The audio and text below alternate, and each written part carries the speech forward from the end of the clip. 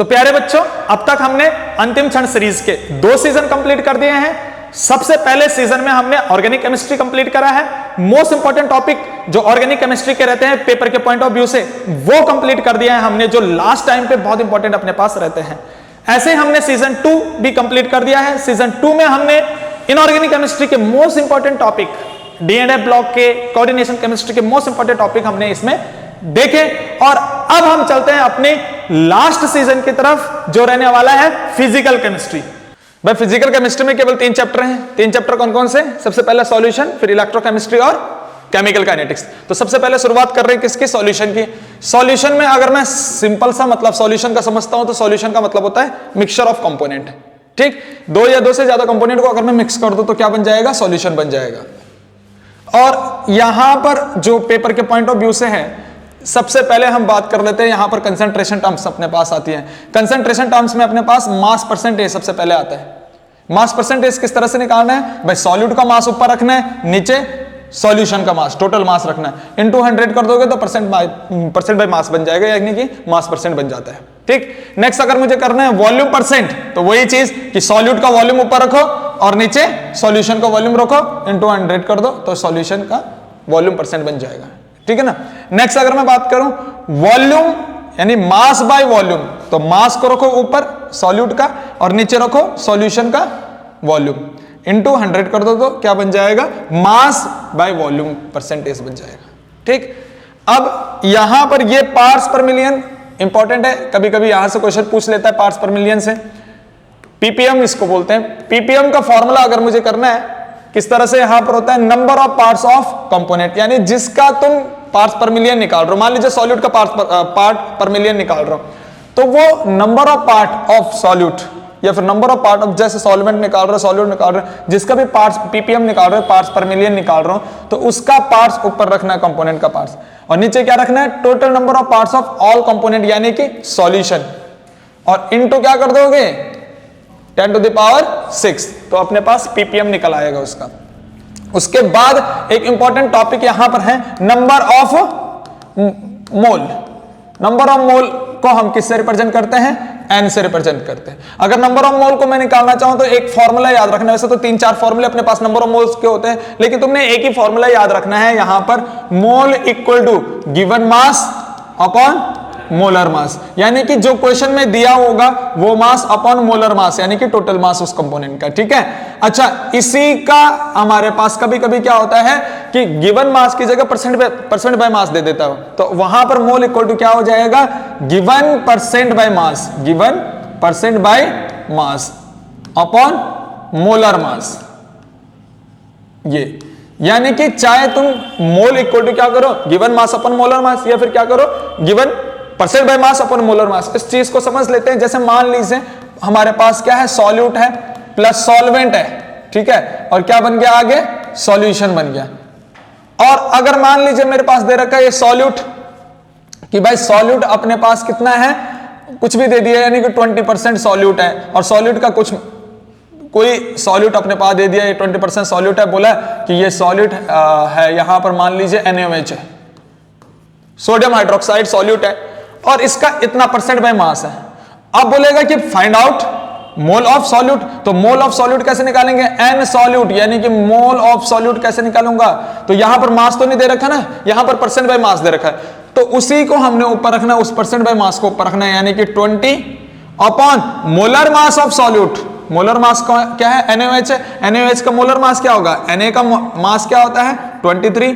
Oxygen का मास क्या होता है? 16, और एक H है वहां पर, उसका मास 1, तो टोटल कितना हो जाएगा? 40 यहां पर। तो कहने का मतलब यहां पर नीचे मोलर मास रख दोगे NaOH का 40, तो यहां पर मोल निकल आएगा क्या? 0.5। अरे बात समझ में? तो चाहे अपने पास परसेंट बाय मास दे रखा हो, चाहे गिवन मास दे रखा हो, तो given mass upon molar mass या percent by mass upon molar mass, तो ऐसे में हमारे पास मोल निकल आएगा। ठीक है, तो यही फॉर्मूला तुमने मोल का याद रखना है, काफी इंपॉर्टेंट यहां पर ये बनता है। नेक्स्ट अपने पास होता है मोल फ्रैक्शन। अगर मैं मोल फ्रैक्शन यहां पर देख रहा हूं, तो मोल फ्रैक्शन में हमारे पास क्या होता है? फ्रैक्शन का मतलब पता क्या होता है? फ्रैक्शन का मतलब होता है रेशियो। ठीक है, और रेशियो को किस फॉर्म में लिखा जाता है? P/Q की फॉर्म में लिखा जाता है। अब मैं बात कर रहा हूं मोल का रेशियो। अगर मैं मोल का रेशियो कर दूं तो क्या बन जाएगा, मोल फ्रैक्शन बन जाएगा। ठीक, तो किस तरह से मोल फ्रैक्शन में निकालता हूं, यहां पर अगर मैं फॉर्मूला देखता हूं कि अगर किसी भी कंपोनेंट का मोल फ्रैक्शन निकालना है तो उस कंपोनेंट को ऊपर रखना है, उसके मोल ऊपर रखने हैं और नीचे क्या रखने हैं, टोटल मोल। जैसे फॉर एग्जांपल मेरे पास यहां पर सॉल्यूट है, ठीक, और यहां पर सॉल्वेंट है और अपने पास क्या बन गया, सॉल्यूशन। ठीक, और सॉल्यूट को मान लीजिए मैं मान रहा हूं ए और सॉल्वेंट को मैं मान रहा हूं बी। तो अगर मुझे मोल फ्रैक्शन निकालना है किसका, इसका सॉल्यूट का, तो मोल फ्रैक्शन ऑफ ए क्या हो जाएगा, मोल ऑफ सॉल्यूट। सॉल्यूट के मोल क्या हो जाएंगे, मैं मोल किससे रिप्रेजेंट करता हूं, एन से, तो मोल of solute upon total mole नीचे, टोटल मोल क्या हो जाएगा, Na प्लस Nb, यानी कि टोटल सॉल्यूशन में जितने भी मोल्स हो गए वो चीज। तो वही अपने पास हो जाएगा मोल फ्रैक्शन का मतलब है कि particular mole upon total mole. ठीक, जिस कंपोनेंट का भी निकाल रहा हूं, अगर सॉल्यूट का मोल फ्रैक्शन निकाल रहा हूं तो सॉल्यूट का मोल ऊपर अपॉन सॉल्यूशन, और अगर सॉल्वेंट का निकाल रहा हो तो सॉल्वेंट का मोल ऊपर अपॉन सॉल्यूशन। जैसे यहां पर है कि अगर मान लीजिए तुम क्या निकाल रहे हो, एक कंपोनेंट का मोल निकाल रहे हो, ठीक, यहां पर क्या है, सॉल्वेंट, इसने ए सॉल्वेंट मान रखा है, तो अपने पास मोल फ्रैक्शन ऑफ सॉल्वेंट क्या आ जाएगा कि मोल ऑफ सॉल्वेंट, यानी जिस कंपोनेंट का तुम मोल फ्रैक्शन निकाल रहे हो उसके मोल ऊपर, नीचे टोटल मोल। ऐसे अगर मोल बी के निकाल रहा हूं तो मोल फ्रैक्शन ऑफ बी निकाल रहा हूं तो मोल ऑफ बी ऊपर रहेगा, नीचे टोटल मोल।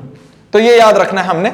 यहां पर ये इंपॉर्टेंट चीज है कि जब भी मैं सम ऑफ मोल फ्रैक्शन करता हूं, ठीक है, जैसे यहां पर XA और XB, ये क्या है, मोल फ्रैक्शन, इन दोनों का मैं सम करता हूं तो हमेशा एक आता है। तो ये दो कंपोनेंट के लिए है। ऐसे अगर मान लीजिए तीन कंपोनेंट है, जैसे यहां पर दो कंपोनेंट है ना, तो ऐसे तीन कंपोनेंट मान लीजिए, तो मोल फ्रैक्शन का सम तीन कंपोनेंट के लिए भी क्या होगा, 1 होगा। यानी कि जैसे XA plus XB plus XC, ये एक बार ये क्वेश्चन आ रखा था। तो मोल फ्रैक्शन का सम हमेशा क्या होता है, इक्वल। चाहे दो कंपोनेंट का सम कर दो मोल फ्रैक्शन में तब भी 1, चाहे तीन कंपोनेंट में मोल फ्रैक्शन का सम कर दो तब भी 1। 4 कंपोनेंट और 5 कंपोनेंट हो, यानी कि हमने इतनी बात याद रखना है कि मोल फ्रैक्शन का सम क्या होता है, 1 होता है। दूसरी बात यहां पर इंपॉर्टेंट याद ये रखनी है कि जो मोल फ्रैक्शन होता है वो क्या है, यूनिटलेस क्वांटिटी है, उसकी कोई यूनिट नहीं है। क्यों नहीं है उसकी कोई यूनिट, क्योंकि अगर मैं ऊपर यहां पर मोल रख रहा हूं यूनिट, तो नीचे भी क्या रखना पड़ेगा, टोटल मोल। तो मोल से मोल कैंसिल आउट हो जाएगा, तो यहां पर कोई इसकी यूनिट नहीं रहती है, ठीक है ना। तो जहां पर भी रेशियो की बात होती है या फ्रैक्शन की बात होती है वहां पर कोई यूनिट नहीं होती। तो इस दोनों को बातों को याद रखना है यहां पर, स्टार पॉइंट को, ठीक है। नेक्स्ट मैं यहां पर बात करूं मोलैरिटी।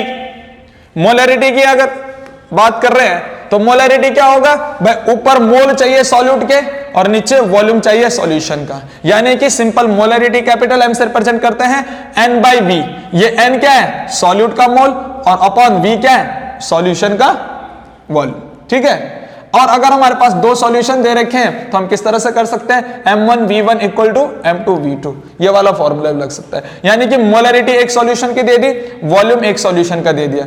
अब मान लीजिए बोल रहे हैं molarity, find out molarity of second solution, जहां पर वॉल्यूम उसका दे रखा होगा, तो हम निकाल लेंगे वहां पर M1V1 equal to M2V2 formula लगता है, काफी इंपॉर्टेंट फॉर्मूला ये। तो यहां पर मोलैरिटी का सिंपल ये वाला फॉर्मूला हमने बोल दिया, ठीक है।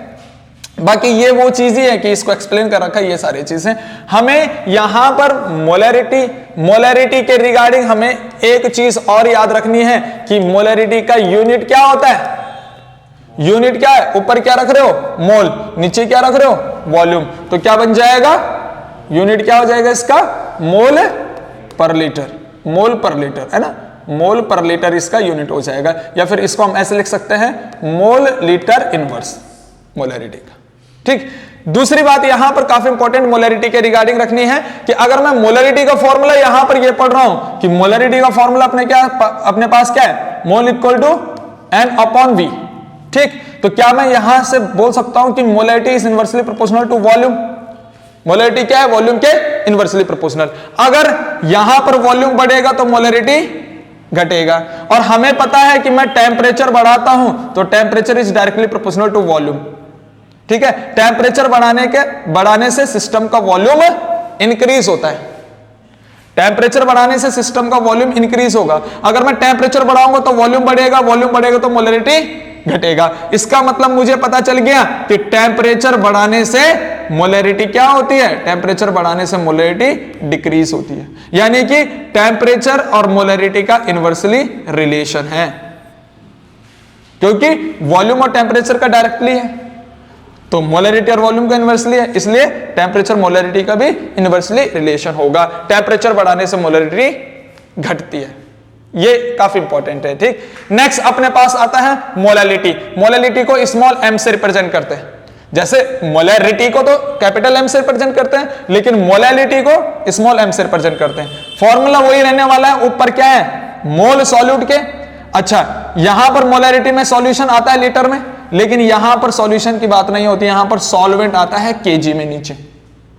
ठीक है, यानी कि मोल ऊपर वही रहेगा पर नीचे क्या आएगा, सॉल्वेंट में मास ऑफ सॉल्वेंट केजी में। ठीक, तो किस तरह से इसका फॉर्मूला हम लिख सकते हैं कि भाई small m equal to n तो वही है, लेकिन नीचे क्या है, सॉल्वेंट है, सॉल्वेंट का मास है किसमें, केजी में।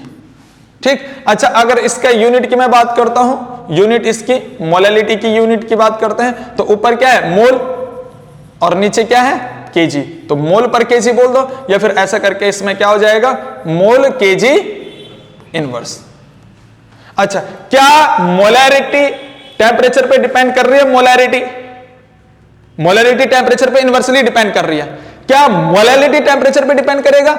एक बात ध्यान सुनना, यहां पर मोलैलिटी की अगर मैं बात करता हूं तो ऊपर क्या है, ऊपर क्या है, मोल्स है।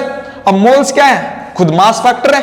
अरे मोल्स तो खुद मास फैक्टर है ना, गिवन मास अपन मोलर मास, अरे ये तो मोल्स तो मास फैक्टर है, और नीचे भी क्या हो गया, मास।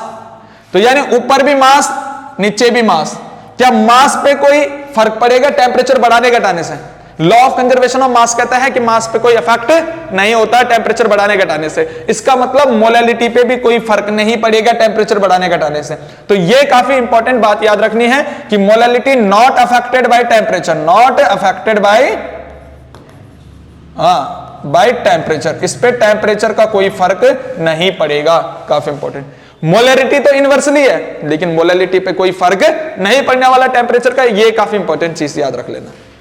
अब हम बात करते हैं, यहां पर कंसंट्रेशन टर्म्स तो अपने पास कंप्लीट हो चुकी हैं, जो भी इंपॉर्टेंट चीजें यहां पर होती हैं। नेक्स्ट हम यहां पर लॉ के बारे में बात करते हैं। दो लॉ अपने पास इस चैप्टर में आते हैं, हेनरीज लॉ और रॉड्स लॉ। सबसे पहले हम बात करते हैं हेनरीज लॉ। हेनरीज लॉ क्या कहता है, हेनरीज कहता है भाई कि किसी भी सॉल्वेंट में, यानी कि सॉल्वेंट अपने पास क्या होना चाहिए, लिक्विड। इसने बोला लिक्विड अपने पास सॉल्वेंट होना चाहिए। अगर उसमें गैसेस हम ऐड कर रहे हैं तो गैसेस ज्यादा से ज्यादा तब जाके वहां पर घुलेंगी जितना ज्यादा से ज्यादा वहां पर प्रेशर लगेगा, यानी कि अमाउंट ऑफ गैस तब घुलेंगी लिक्विड में जब ऊपर से प्रेशर लगेगा। ज्यादा से ज्यादा प्रेशर लगाओगे तो ज्यादा से ज्यादा अमाउंट ऑफ गैस डिसॉल्व होंगी लिक्विड में, ये बोला। अगर यहां पर इस एक्सप्रेशन को हम देखते हैं कि ये प्रेशर, मान लीजिए ये प्रेशर है, यहां पर प्रेशर इज डायरेक्टली प्रोपोर्शनल, इसने क्या बोला कि pressure is directly proportional to the amount of gas dissolve in liquid, या फिर simple, the amount of gas dissolve in liquid is directly proportional to the applied pressure. The amount of gas dissolve in liquid is directly proportional to the applied pressure, कि जो amount of gas dissolve हो रही है liquid में वो depend कर रही है किस पे, लगाए गए प्रेशर पे, कि कितना प्रेशर वहां पर लग रहा है। ठीक, अब इसको डायरेक्टली प्रोपोर्शनल को हटाते ही मेरे पास कांस्टेंट आता है KH। अगर मैं यहां से डायरेक्टली प्रोपोर्शनल हटाता हूं तो KH कांस्टेंट आता है, जिस KH को हम कहते हैं क्या, हेनरीज कांस्टेंट। और ये हेनरीज कांस्टेंट की बात करते हैं तो ये हेनरीज कांस्टेंट केवल और केवल किस पे डिपेंड करता है, ये हेनरीज कांस्टेंट, इसकी कोई फिक्स वैल्यू नहीं होती, क्योंकि ये डिपेंड्स करता है किस पर डिपेंड करता है, सॉल्वेंट नेचर पे। सबसे पहला इंपॉर्टेंट चीज ये सॉल्वेंट के नेचर पे डिपेंड करता है, यानी कि लिक्विड नेचर पे। सॉल्वेंट क्या है यहां पर, लिक्विड नेचर पे डिपेंड करता है। अगर वाटर होगा तो वाटर के लिए इसकी वैल्यू अलग होगी, अगर कोई और लिक्विड होगा तो उसके लिए इसकी वैल्यू अलग होगी।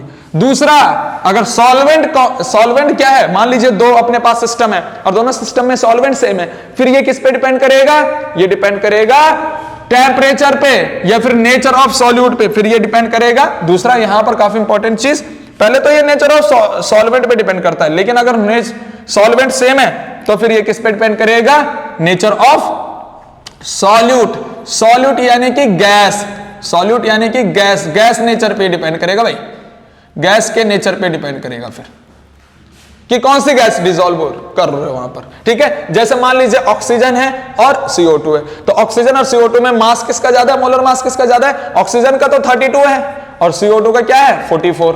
तो इन दोनों गैस में से ज्यादा आसानी से कौन सी घुल जाएगी? जिसका मास ज्यादा है। तो इसका मतलब है कि गैस नेचर पे भी डिपेंड करेगा कि हेनरी कांस्टेंट।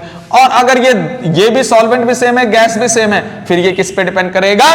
टेम्परेचर पे डिपेंड करेगा। इस चीज को याद रखना है, तीन चीजों पे हेनरी कांस्टेंट डिपेंड करता है। अगर देखो टेम्परेचर और सॉल्यूट सेम है तो किस पे डिपेंड करेगा? सॉल्वेंट पे। अगर सॉल्वेंट टेम्परेचर सेम है तो किस पे डिपेंड करेगा? सॉल्यूट पे। और अगर ये दोनों ही सॉल्यूट और सॉल्वेंट सेम है तो फिर किस पे डिपेंड करेगा? टेम्परेचर पे। तो सबसे इंपॉर्टेंट पहले solvent, then solute, then temperature. ठीक है, नेक्स्ट हम बात कर रहे हैं यहां पर अगर हेनरी का ये अपने पास फॉर्मूला निकल रहा है कि pressure is directly proportional to amount of gas dissolve in liquid. यहां पर जो अमाउंट ऑफ गैस है ये, इस अमाउंट ऑफ गैस को मोल फ्रैक्शन से रिप्रेजेंट करते हैं, गैस की मोल फ्रैक्शन। तो हमारे पास ये एक्सप्रेशन क्या बन जाता है? प्रेशर इक्वल टू KH, और इस मोल फ्रैक्शन को मैं क्या कह सकता हूं? मोल of gas upon mole of liquid, direct इस तरह से लिख देना। वैसे नीचे क्या होगा? ऊपर क्या है? मोल ऑफ गैस अपॉन क्या होना चाहिए था? मोल of gas plus mole of liquid. लेकिन नीचे जब मोल ऑफ गैस को मोल ऑफ लिक्विड में ऐड करते हैं तो नेग्लिजिबल फर्क पड़ता है। हम डायरेक्ट लिख सकते हैं हेनरी का इस फॉर्मूले पे डायरेक्ट आंसर कर सकते हैं, क्वेश्चन कर सकते हैं कि pressure is equal to KH, ऊपर क्या? Mole of gas upon mole of liquid, direct. ठीक है, तो यहां पर मैं बात कर रहा हूं, इसका अपने पास क्या होता है? ग्राफ भी बनता है कि अगर मैं यहां प्रेशर की बात कर रहा हूं या मोल फ्रैक्शन ऑफ गैस की बात कर रहा हूं तो क्या ये डायरेक्टली है? तो ये डायरेक्टली प्रोपोर्शनल ग्राफ चल जाता है इसका। ठीक, फिर यहां पर हेनरी के पास हमारे हेनरी के जो है यहां पर एप्लीकेशन आती है, हेनरी लॉ की एप्लीकेशन की कहां अप्लाई होता है? तो अप्लाई कहां होता है हेनरी लॉ? जब हम CO2 को ऐड करते हैं, कोल्ड ड्रिंक वगैरह में ऐड करते हैं ना, जो ड्रिंक वगैरह होती है उनमें क्या होती है? CO2 गैस डिसॉल्व होती है, जो इरिटेड ड्रिंक होती है। तो जब उसको खोलते हो तो वो CO2 गैस क्या निकलती है? प्रेशर से बाहर निकलती है। तो वही चीज है, जैसे सोडा वाटर हो गया तो उसमें से क्या होती है? CO2 गैस ऐड होती है। तो उसमें वही है कि जितना ज्यादा प्रेशर लगाओ उतना ज्यादा गैस डिसॉल्व होती है। तो वहां पर हेनरी लॉ अप्लाई होता है। दूसरी बात क्या है? ऑक्सीजन गैस जो है ब्लड के साथ डिसॉल्व हो रही है अल्वोलाई, लंग्स में, तो वो भी चीज क्या है? हेनरी लॉ पे है ना, अप्लाइड है। ठीक है ना। तो अगर मैं बात करूं यहां पर आगे, ये हेनरी तो अपने पास कंप्लीट हो जाता है। उसके बाद अपने पास दूसरा लॉ आता है, रॉड्स लॉ। रॉड्स लॉ क्या बोलता है कि हेनरी बिल्कुल सही कह रहा है कि जितना ज्यादा प्रेशर लगाओगे उतना ज्यादा कंपोनेंट डिसॉल्व होगा। लेकिन हेनरी ने केवल किस किस कंपोनेंट की बात करी? गैस डिसॉल्व इन लिक्विड की बात। रॉड्स क्या बोलता है कि जरूरी नहीं gas dissolve in liquid. Rods बोलता है कि कोई भी कंपोनेंट ले लो तो जितना ज्यादा प्रेशर लगाओगे उसका अमाउंट उतना ज्यादा डिसॉल्व हो जाएगा। तो वही चीज सिंपल सी बात है, ये बोलता है कि प्रेशर यानी कि partial pressure of each component is directly proportional to the mole fraction of this component, कि जिसका पार्शियल प्रेशर होगा वो उसी के मोल फ्रैक्शन के डायरेक्टली प्रोपोर्शनल होगा, या फिर जिस भी कंपोनेंट का मोल फ्रैक्शन होगा वो उसी के पार्शियल प्रेशर से डायरेक्टली प्रोपोर्शनल होगा। ठीक है, जैसे मैं यहां पर दो कंपोनेंट ले लेता हूं A प्लस B, तो यहां पर क्या बनता है? AB सॉल्यूशन बनता है। अगर मैं इसका प्रेशर निकाल रहा हूं तो ये क्या हो जाएगा? PA। तो उसने बोला इसका जो पार्शियल प्रेशर होगा डायरेक्टली प्रोपोर्शनल होगा किसके? मोल फ्रैक्शन A के। और ऐसा जो B वाला है तो B का भी पार्शियल प्रेशर क्या होगा? Directly proportional to the mole fraction of B। ठीक, यहां से डायरेक्टली प्रोपोर्शनल को हटा के, यहां से डायरेक्टली प्रोपोर्शनल को हटा के अपने पास P नॉट A आता है और ये XA। ऐसे ही यहां पर भी डायरेक्टली प्रोपोर्शनल को हटा के क्या आएगा? P नॉट B, है ना। यहां पर भी डायरेक्टली प्रोपोर्शनल को हटा के क्या आएगा? यहां पर मैं बात कर रहा हूं PB is directly proportional to XB, और यहां से डायरेक्टली प्रोपोर्शनल को हटा रहे हैं तो क्या आ रहा है? PB equal to P naught B XB। ठीक है, तो अगर मैं बात कर रहा हूं ये मान लीजिए सॉल्यूट और ये सॉल्वेंट का है, तो टोटल प्रेशर क्या हो जाएगा? PT क्या हो जाएगा? PA plus PB। ये सॉल्यूशन के लिए हो जाएगा टोटल प्रेशर। ठीक है, तो इसने बोला कि किसी भी कंपोनेंट का जो पार्शियल प्रेशर होगा उसके मोल फ्रैक्शन के डायरेक्टली प्रोपोर्शनल। और यहां पर ये P नॉट जो आ रहा है इस डायरेक्टली प्रोपोर्शनल को हटा के आ रहा है जिसको बोलते हैं वेपर प्रेशर। पी नॉट को क्या बोलते हैं? Vapour pressure. जैसे पी नॉट ए तो वेपर प्रेशर ऑफ ए, या फिर P naught B vapour pressure of B. तो ये इसने बोला। फिर हमारे पास यहां पर मैंने पार्शियल प्रेशर, ये पी नॉट वाले को वेपर प्रेशर, ठीक है। टोटल प्रेशर अपने पास क्या जाएगा? P1 प्लस P2 यानी PA प्लस PB, उसकी वैल्यू रख देंगे वहां पर, तो अपने पास टोटल एक्सप्रेशन आता है रॉड्स का, ठीक। अब रॉड्स के बेस पे हमारे पास सॉल्यूशन आता है। रॉड्स के बेस पे क्या आता है? सॉल्यूशन। रॉड्स ने बोला कि जो सॉल्यूशन है, रॉड्स के बेस पे अगर सॉल्यूशन की बात करते हैं तो दो प्रकार के सॉल्यूशन हमें पढ़ने को मिलते हैं। एक तो है आइडियल सॉल्यूशन और दूसरा हमें कौन सा सॉल्यूशन देखने को मिलता है? Non ideal solution. Ideal solution और नॉन आइडियल सॉल्यूशन, दो टाइप के सॉल्यूशन हमें देखने को मिलते हैं। आइडियल सॉल्यूशन क्या होता है? जो रॉड्स लॉ को ओबे कर दे। हर किसी कंसेंट्रेशन टेम्परेचर पे जो रॉड्स लॉ को ओबे कर रहा है उसको हम आइडियल सॉल्यूशन कहते हैं। दूसरा यहां पर डेल्टा H मिक्स 0 होता है, डेल्टा V मिक्स 0 होता है। क्यों होता है ये चीजें 0? क्योंकि हमें पता है, यहां पर एक बात और लिखनी है कि the interaction between solute and interaction between solvent is nearly equal या फिर equal to the interaction between solvent. यानी ए का इंटरेक्शन और बी का इंटरेक्शन लगभग बराबर होता है किसके? ए बी इंटरेक्शन के, ठीक है। Solute interaction, solvent interaction equal to solvent interaction. लेकिन अगर यहां पर नॉन आइडियल सॉल्यूशन की बात करें तो non ideal solution rods law को ओबे नहीं करेगा, हर किसी कंसेंट्रेशन, हर किसी टेम्परेचर पर, ठीक। नेक्स्ट यहां पर डेल्टा H मिक्स क्या नहीं होगा? हाँ, 0 नहीं होगा, does not equal to 0। Delta V mix भी क्या नहीं होने वाला है यहां पर? हाँ, डज नॉट इक्वल टू 0। क्यों? क्योंकि यहां का जो इंटरेक्शन है वो इक्वल नहीं होगा। यहां का जो इंटरेक्शन है, जैसे अगर मैं इसकी बात करता हूं A interaction and B interaction, हाँ, does not equal to A B interaction. इसका मतलब है solute interaction, solvent interaction does not equal to solvent interaction. तो ये काफी इंपॉर्टेंट चीज याद रखनी है, ठीक। इसी की वजह से यहां पर देखो आइडियल सॉल्यूशन का अपने पास एग्जांपल पूछा जाता है कि आइडियल सॉल्यूशन का एग्जांपल की अगर मैं बात करूं तो आइडियल सॉल्यूशन का एग्जांपल क्या होता है कि सॉल्यूट, देखो सॉल्यूशन किससे बनता है? सॉल्यूट प्लस सॉल्वेंट से सॉल्यूशन बनेगा, है ना। तो आइडियल सॉल्यूशन का जो एग्जांपल होगा वहां पर सॉल्यूट भी उसी फैमिली को होगा जिस फैमिली का सॉल्वेंट होगा। सॉल्यूट उसी फैमिली को होगा जिस फैमिली का सॉल्वेंट होगा। जैसे मान लीजिए मैंने बोला यहां पर अल्कोहल का सॉल्वेंट है, जैसे मैंने बोला इथेनॉल, यहां पर क्या है? सॉल्वेंट। अल्कोहल फैमिली का सॉल्वेंट है तो यहां पर सॉल्यूट भी क्या होगा? अल्कोहल फैमिली का होगा। जैसे मान लीजिए मैंने सॉल्यूट यहां पर क्या डाल दिया? मीथेनॉल। मीथेनॉल प्लस इथेनॉल मिलाया तो ये दोनों ही क्या हो गया? सेम ही फैमिली से बिलोंग कर रहे हैं।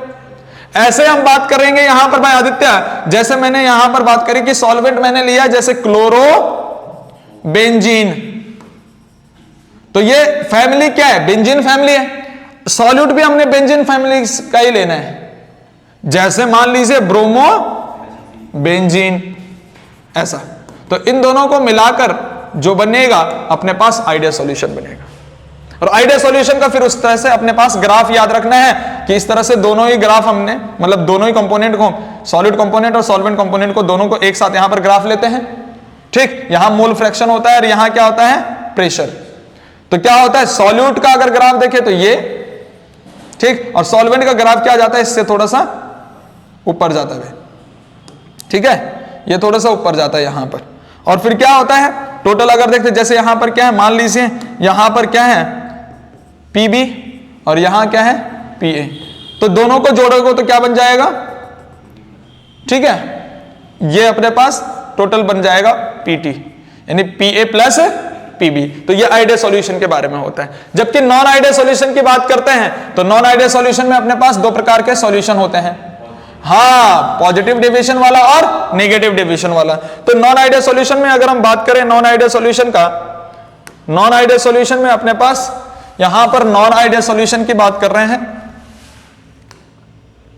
नॉन आइडियल सॉल्यूशन में क्या होता है? पॉजिटिव और नेगेटिव डेविएशन होता है। जैसे यहां पर नॉन आइडियल सॉल्यूशन, ठीक। नॉन आइडियल सॉल्यूशन में क्या होगा?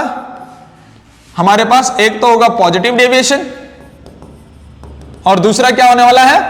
Negative deviation.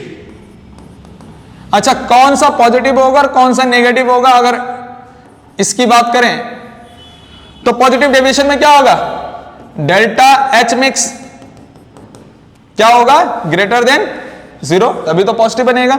Delta we mix भी क्या होने वाला है, ग्रेटर देन 0। ठीक, अच्छा, पॉजिटिव डेविएशन में वेपर ऊपर चल जाता है, ऊपर चल जाता है वेपर का प्रेशर ज्यादा लगता है। ठीक है, वेपर प्रेशर ज्यादा लगता है, इसका मतलब इंटरेक्शन क्या हो जाता है सॉल्यूशन का, कम। तभी तो आसानी से वेपर बनते हैं। जब इंटरेक्शन कम होगा सॉल्यूशन में, अगर कंपोनेंट का इंटरेक्शन कम होगा तो आसानी से वेपर बनेगा, वेपर प्रेशर ज्यादा होगा। इसका मतलब यहां पर क्या होता है, पॉजिटिव डेविएशन में क्या होता है, the interaction between solute and solvent का इंटरेक्शन जो होता है ज्यादा होता है, किससे, सॉल्वेंट। इसका मतलब ये सॉल्यूशन है और इस सॉल्यूशन के बीच में जो ये सॉल्यूशन जो है इसमें कंपोनेंट का इंटरेक्शन क्या होता है, कम, जिसकी वजह से आसानी से इसका वेपर बन जाता है। आसानी से वेपर बनेगा तो ये पॉजिटिव जाएगा ऊपर। ठीक है, आसानी से वेपर बनेगा तो पॉजिटिव डेविएशन में जाता है। सेम टू सेम अगर मैं नेगेटिव डेविएशन की बात करता हूं तो नेगेटिव डेविएशन में क्या होगा, सॉल्यूशन का इंटरेक्शन बढ़ जाएगा। ठीक है, तो वहां पर टेंपरेचर बढ़ाना पड़ेगा, आसानी से वेपर नहीं बनेंगे। आई बात समझ, वहां पर बॉइलिंग पॉइंट क्या हो जाएगा, बढ़ जाएगा। जैसे अगर यहां पर आसानी से वेपर बन रहे हैं तो यहां पर बॉइलिंग पॉइंट क्या होगा, कम। तो यहां पर याद रखना है कि बॉइलिंग पॉइंट क्या हो जाएगा, यहां पर कम। आसानी से वेपर बन रहे हैं ना यहां पर, क्योंकि इंटरेक्शन सॉल्यूशन का कम है, बॉइलिंग पॉइंट कम हो गया। और बॉइलिंग पॉइंट का इनवर्सली प्रोपोर्शनल होता है क्या, वेपर प्रेशर। अगर बॉइलिंग पॉइंट यहां पर कम है तो वेपर प्रेशर क्या होगा, यहां पर ज्यादा, क्योंकि यहां पर ज्यादा से ज्यादा वेपर बनेंगे। वेपर इसलिए ज्यादा बनेंगे क्योंकि इंटरेक्शन कम हो गया। और ऐसे ही अगर मैं बात करता हूं किसका, नेगेटिव का, तो नेगेटिव में भी क्या करना है हमने, नेगेटिव क्या होगा, इसी वैल्यू 0 से कम होगी तभी तो नेगेटिव बनेगा। अगर 0 से ज्यादा तो पॉजिटिव। तो यहां पर क्या हो जाएगा, delta H mix less than 0, delta we mix less than 0, तभी तो ये नेगेटिव में जाएगा। और कब ये नेगेटिव इंटरेक्शन होगा, जहां पर क्या है, जहां पर क्या होगा, सॉल्यूशन का इंटरेक्शन क्या हो जाएगा, बढ़ जाएगा। और बढ़ जाएगा तो आसानी से वो बॉयल नहीं होगा, तो उसका बॉइलिंग टेंपरेचर बढ़ जाएगा और वेपर कम बनेंगे उसके। तो अगर मैं वहां पर बात करूं इस चीज का कि जो इंटरेक्शन है, the interaction between solute and the interaction between solvent is less than solvent interaction के। वेरी वेरी इंपॉर्टेंट कि यहां पर सॉल्यूशन का जो इंटरेक्शन है वो बढ़ गया, अब वो आसानी से बॉयल नहीं हो रहा। इसका मतलब वहां पर बॉइलिंग पॉइंट क्या हो गया, बॉइलिंग टेंपरेचर बढ़ गया, तो वेपर वहां पर क्या हो रहे हैं, कम बन रहे हैं, तो वेपर प्रेशर क्या हो गया वहां पर, कम। इस चीज को याद रखना। अच्छा, मैं यहां पर एग्जांपल की बात करता हूं तो एग्जांपल तुम सिंपल से इतना याद रख लेना कि यहां पर एग्जांपल क्या होते हैं, डिफरेंट फैमिली। ऐसा डिफरेंट फैमिली तो दोनों में होता है, जैसे हमने आइडियल सॉल्यूशन का देखा अभी, सेम फैमिली का सॉल्यूट और सॉल्वेंट क्या होना चाहिए, सेम फैमिली का। ऐसे यहां पर क्या होगा, नॉन आइडियल में डिफरेंट फैमिली का हो जाएगा सॉल्यूट सॉल्वेंट। लेकिन उससे भी अच्छे से अगर तुम्हें अपने पास यहां पर एग्जांपल लिखना है तो किस तरह से एग्जांपल लिखना तुम यहां पर कि पॉजिटिव डेविएशन में मान लें कि डिफरेंट फैमिली का है, डिफरेंट फैमिली का होगा सॉल्यूट सॉल्वेंट। ठीक, जैसे मैंने एक बोल दिया क्लोरोबेंजीन, तो सॉल्यूट अगर क्लोरोबेंजीन है तो दूसरा हो गया अल्कोहल इथेनॉल। तो इस तरह से अपने पास क्या हो जाएगा, डिफरेंट फैमिली। और अगर नेगेटिव का एग्जांपल तुमने याद रखना है, ये नेगेटिव को तुमने लिखना है तो नेगेटिव का एग्जांपल किस तरह से लिख देना तुम लोग, ये लिख देना कि कंसंट्रेटेड एसिड के साथ वाटर हम ऐड कर देंगे। जैसे मान लीजिए कंसंट्रेटेड एसिड में हमारे पास, जैसे मान लीजिए HCl ले लिया, HCl प्लस वाटर कर दोगे तो क्या बन जाएगा, नेगेटिव डेविएशन। ठीक है, HNO3 प्लस वाटर कर दोगे तो क्या बनेगा, negative deviation. H2SO4 plus water करोगे तो क्या बनेगा, नेगेटिव डेविएशन। यानी कोई भी एसिड में पानी डाल दो तो नेगेटिव डेविएशन बन जाएगा। और अगर यहां पर बात कर रहे हैं पॉजिटिव डेविएशन में तो डिफरेंट फैमिली कोई भी ले लो। ठीक है, तो यहां पर अगर ग्राफ की बात कर रहे हैं, पॉजिटिव डेविएशन और नेगेटिव डेविएशन के ग्राफ की बात कर रहे हैं तो क्या होगा, यहां पर पॉजिटिव डेविएशन में अगर मैं ग्राफ देखता हूं तो क्या होता है, ये अपने पास मोल फ्रैक्शन और ये प्रेशर। तो ये तो जीरो का ग्राफ था भाई, यानी कि जीरो का ग्राफ बोले तो आइडियल सॉल्यूशन का, यानी कि ये PB और ये PA और ये क्या बन रहा था, जीरो का ग्राफ बन रहा है। ठीक, जहां पर इंटरेक्शन जीरो हो रहा है आइडियल सॉल्यूशन का। लेकिन अगर मुझे पॉजिटिव दिखाना है तो क्या हो जाएगा, इससे थोड़ा सा ऊपर डॉटेड डॉटेड इस तरह से ऊपर चल जाएगा ग्राफ। पॉजिटिव वाला जो ग्राफ जाएगा वो तो ऊपर है, जीरो से ऊपर है ना, और नेगेटिव में क्या रहेगा ग्राफ, जीरो से नीचे रहेगा। साथ ही साथ यहां पर याद रखना जो पॉजिटिव डेविएशन रहेगा, जो पॉजिटिव डेविएशन अपने पास रहेगा वो किसको फॉलो करता है? अगर एजियोट्रॉपिक मिक्सचर की बात होती है ना, यहां पर एजियोट्रॉपिक मिक्सचर की बात हो रही है, तो एजियोट्रॉपिक मिक्सचर क्या होता है? अगर मैं बात करूं एजियोट्रॉपिक मिक्सचर, यहां पर बहुत इंपॉर्टेंट टॉपिक आता है, क्या? Azeotropic mixture. एजियोट्रॉपिक मिक्सचर क्या होता है? दो लिक्विड लिक्विड का मिक्सचर जिसका कॉमन बॉइलिंग पॉइंट हो जाए, उसी को हम कहते हैं एजियोट्रॉपिक मिक्सचर।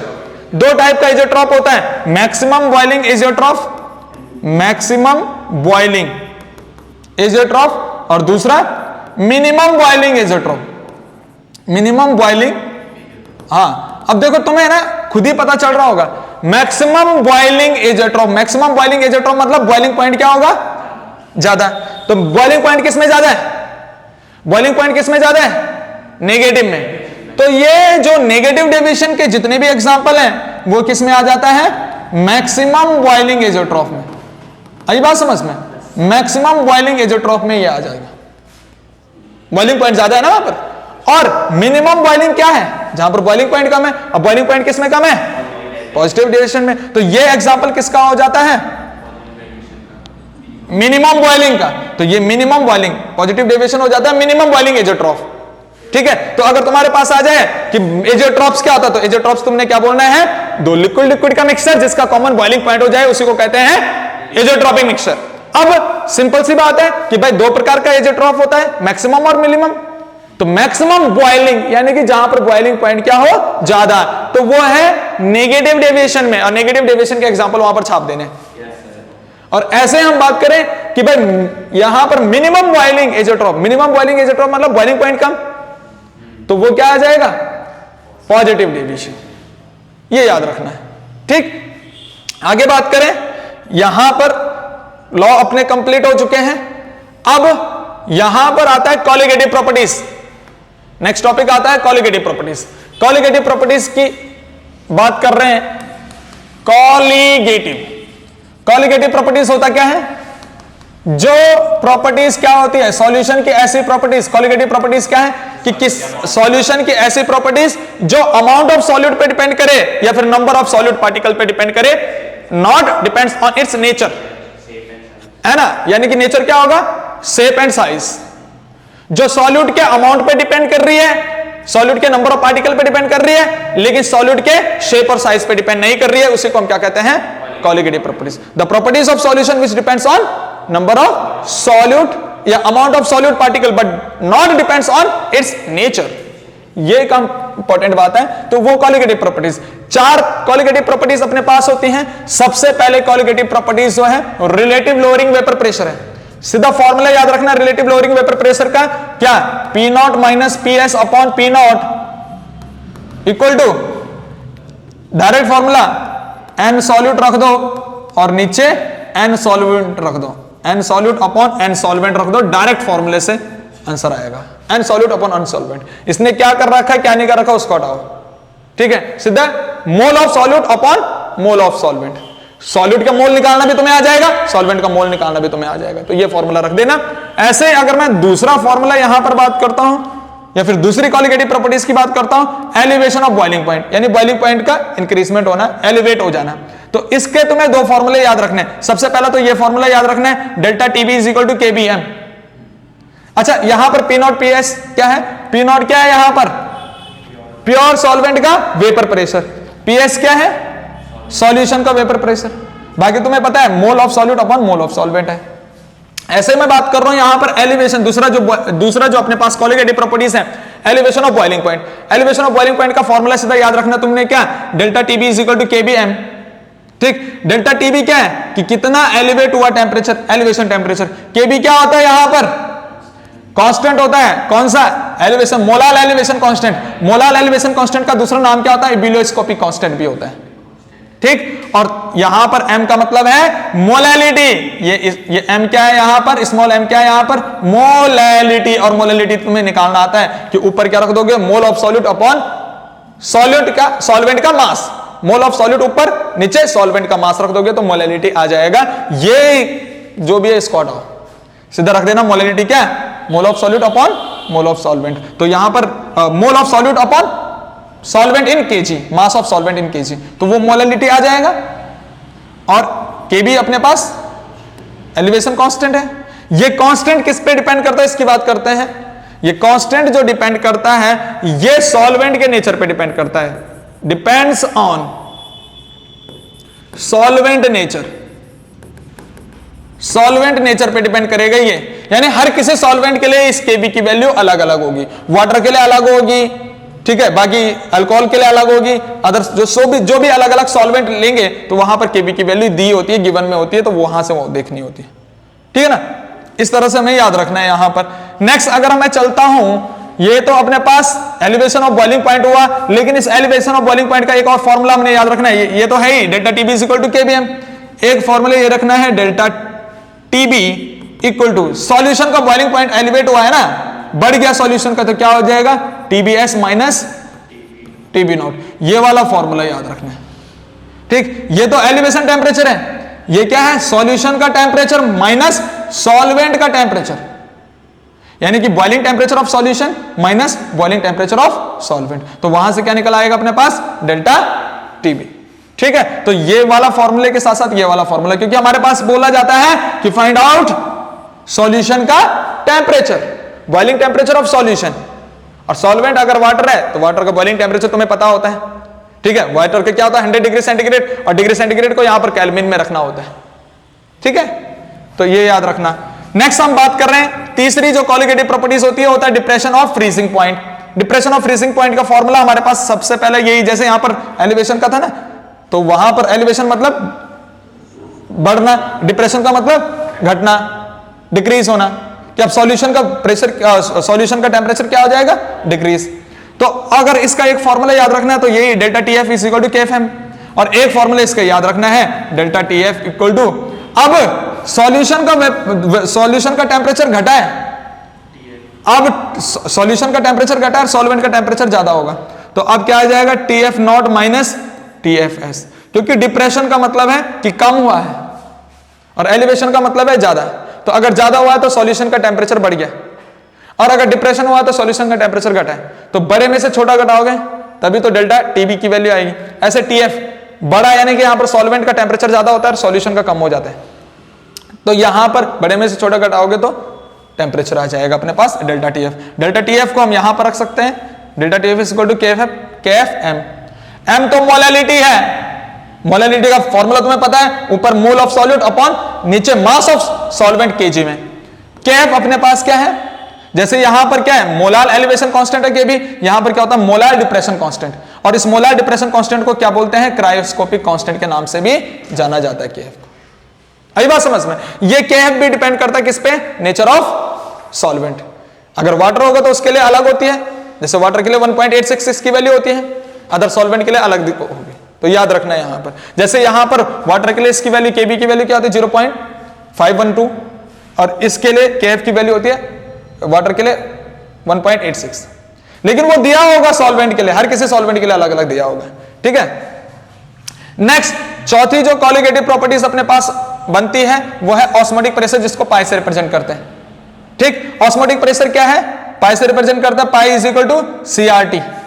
अच्छा, सी मतलब कंसंट्रेशन, आर मतलब यहां पर आर का मतलब होता है गैस कांस्टेंट या फिर सॉल्यूशन कांस्टेंट, आर को कभी कभी एस भी लिख लेते हैं, ठीक है। तो इसकी वैल्यू क्या होती है, यहां पर इसकी वैल्यू रखनी 0.083, ठीक है, इसकी वैल्यू आर की वैल्यू। और टी क्या होता है टेम्परेचर, और टेम्परेचर किस में रखना है यहां पर केल्विन में, इस बात को याद रख लेना, ठीक। अच्छा, कंसंट्रेशन की जगह पे मैं क्या रख सकता हूं मोल अपॉन वॉल्यूम, आई बात समझ में। तो ये अपने पास mole of solute upon volume of solution हो जाएगा, आरटी, इस तरह से अपने पास फॉर्मूला बन जाता है, ठीक। यहां पर अपने पास कॉलिगेटिव प्रॉपर्टीज कंप्लीट होती हैं। आगे हम बढ़ते हैं कि जब हम कॉलिगेटिव प्रॉपर्टीज करते हैं तो वहां पर एक इंपॉर्टेंट रोल निभाता है कौन, वांट ऑफ फैक्टर, क्योंकि कॉलिगेटिव प्रॉपर्टीज का जब भी मैं क्वेश्चन करूंगा तो बिना वांट ऑफ फैक्टर के नहीं कर सकता।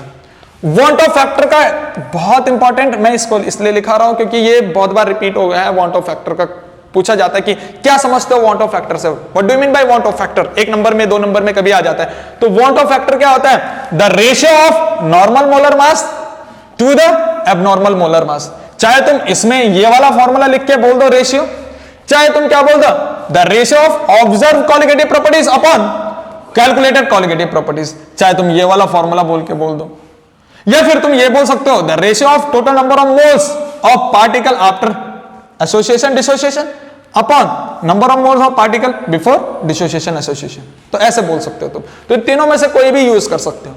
तो वो और उसके साथ उसका फॉर्मूला भी रखना है, तो वो अपने पास क्या बन जाता है, वांट ऑफ फैक्टर बन जाता है। ठीक, और इस वांट ऑफ फैक्टर की बात करें तो वांट ऑफ फैक्टर की अगर बात कर रहे हैं किस तरह से निकाला जाता है डायरेक्ट, अगर मैं कैसे करूं इस वांट ऑफ फैक्टर का, तो वांट ऑफ फैक्टर का आई का फॉर्मूला होता है क्या, 1 प्लस अल्फा। आई का फॉर्मूला होता है डायरेक्ट यहां पर 1 प्लस अल्फा अगर मुझे निकालना है, और अल्फा होता है डिग्री ऑफ डिसोसिएशन। अल्फा होता है डिग्री ऑफ डिसोसिएशन।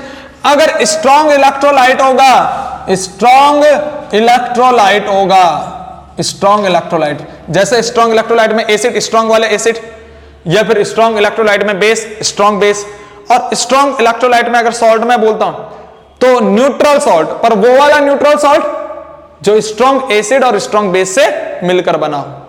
ठीक, तो उसी को हम बोलते हैं स्ट्रॉन्ग इलेक्ट्रोलाइट। मतलब स्ट्रॉन्ग एसिड को स्ट्रॉन्ग इलेक्ट्रोलाइट बोलेंगे, स्ट्रॉन्ग बेस को स्ट्रॉन्ग इलेक्ट्रोलाइट बोलेंगे, और न्यूट्रल सॉल्ट ऐसा सॉल्ट जो जो एक स्ट्रॉन्ग एसिड और स्ट्रॉन्ग बेस से मिलकर बना हो, वो न्यूट्रल सॉल्ट अपने पास। तो उसके लिए अल्फा की वैल्यू क्या होती है, डिग्री ऑफ डिसोसिएशन की वैल्यू होती है हमेशा 1। अल्फा की वैल्यू क्या होती है 1। ठीक है, तो अगर मैं बात करता हूं अल्फा की वैल्यू तो वहां पर 1 होती है। तो क्या अगर मैं बात करूं, जैसे मान लीजिए फॉर एग्जांपल NaCl है, तो NaCl के लिए I की वैल्यू मैं निकालूंगा, I equal to 1 plus alpha, और अल्फा की वैल्यू क्या होती है स्ट्रॉन्ग इलेक्ट्रोलाइट के लिए, तो I की वैल्यू क्या आ जाएगा 1 प्लस 1 क्या 2। या फिर सिंपल सी बात यहां पर करते हैं, अगर ये चीजें याद नहीं रहती ना तो सिंपल सी मतलब ये कर लेना कि I का मतलब क्या होगा, ये ट्रिक है। I का मतलब यानी कि वांट ऑफ फैक्टर की बात कर रहे हैं, I का मतलब नंबर ऑफ आयंस, लेकिन ये ट्रिक किसके लिए है, किसके लिए है, ओनली फॉर आयनिक कंपाउंड। और आयनिक कंपाउंड कौन सा, स्ट्रॉन्ग इलेक्ट्रोलाइट, कौन सा, स्ट्रॉन्ग इलेक्ट्रोलाइट। स्ट्रॉन्ग इलेक्ट्रोलाइट के लिए I की वैल्यू नंबर ऑफ आयंस। जैसे फॉर एग्जांपल यहां पर NaCl के लिए कितने आयंस है NaCl के, 2, तो I की वैल्यू क्या हो जाएगी भाई 2। ठीक है, और अगर मैं बात करता हूं कैल्शियम क्लोराइड, चल कैल्शियम क्लोराइड की बात कर रहे हैं, तो I कितना, कैल्शियम कितना है यहां पर 1, और क्लोरीन कितना है यहां पर, तो I की वैल्यू क्या हो जाएगा 3, 1 और 2 3। ऐसे मैं बात करता हूं यहां पर, ध्यान सुन लो भाई, यहां पर मैं बात करूं मैग्नीशियम सल्फेट MgSO4। अच्छा, मैग्नीशियम कितना है यहां पर आदित्य, और सल्फेट कितना है यहां पर 1 और 1, तो I की वैल्यू क्या हो जाएगा 2। ठीक है, ऐसे मैं बात कर लेता हूं, मान लीजिए Al2SO4 का होल थ्राइस एल्यूमिनियम सल्फेट, अंश यहां पर एल्यूमिनियम कितना है और सल्फेट कितना है, तो 2 और 3 5, तो यहां पर I की वैल्यू 5 हो गई। ठीक है, तो सिंपल का मतलब यहां पर देखो I का ट्रिक याद रखना है, I का मतलब होता है नंबर ऑफ आयंस, पर तुम वहीं पर I का मतलब नंबर ऑफ आयंस बोल सकते हो जहां पर स्ट्रॉन्ग इलेक्ट्रोलाइट की बात होती है। अगर वीक इलेक्ट्रोलाइट होगा तो वीक इलेक्ट्रोलाइट में I का मतलब नंबर ऑफ आयंस नहीं होगा। वीक इलेक्ट्रोलाइट में अगर मैं बात कर रहा हूं वीक इलेक्ट्रोलाइट अपने पास, जैसे मान लीजिए CH3COOH एसिडिक एसिड, ये वीक इलेक्ट्रोलाइट है, तो इसके लिए I की वैल्यू तुम नहीं लिख सकते भाई आयंस के बराबर। जैसे अगर वीक इलेक्ट्रोलाइट यहां पर टूट रहा है ना, मान लीजिए CH3COOH, यहां पर टूटेगा भाई आदित्य CH3CO नेगेटिव और H पॉजिटिव, तो यहां पर तो I की वैल्यू 2 लिखेगा तो तेरा कट जाएगा।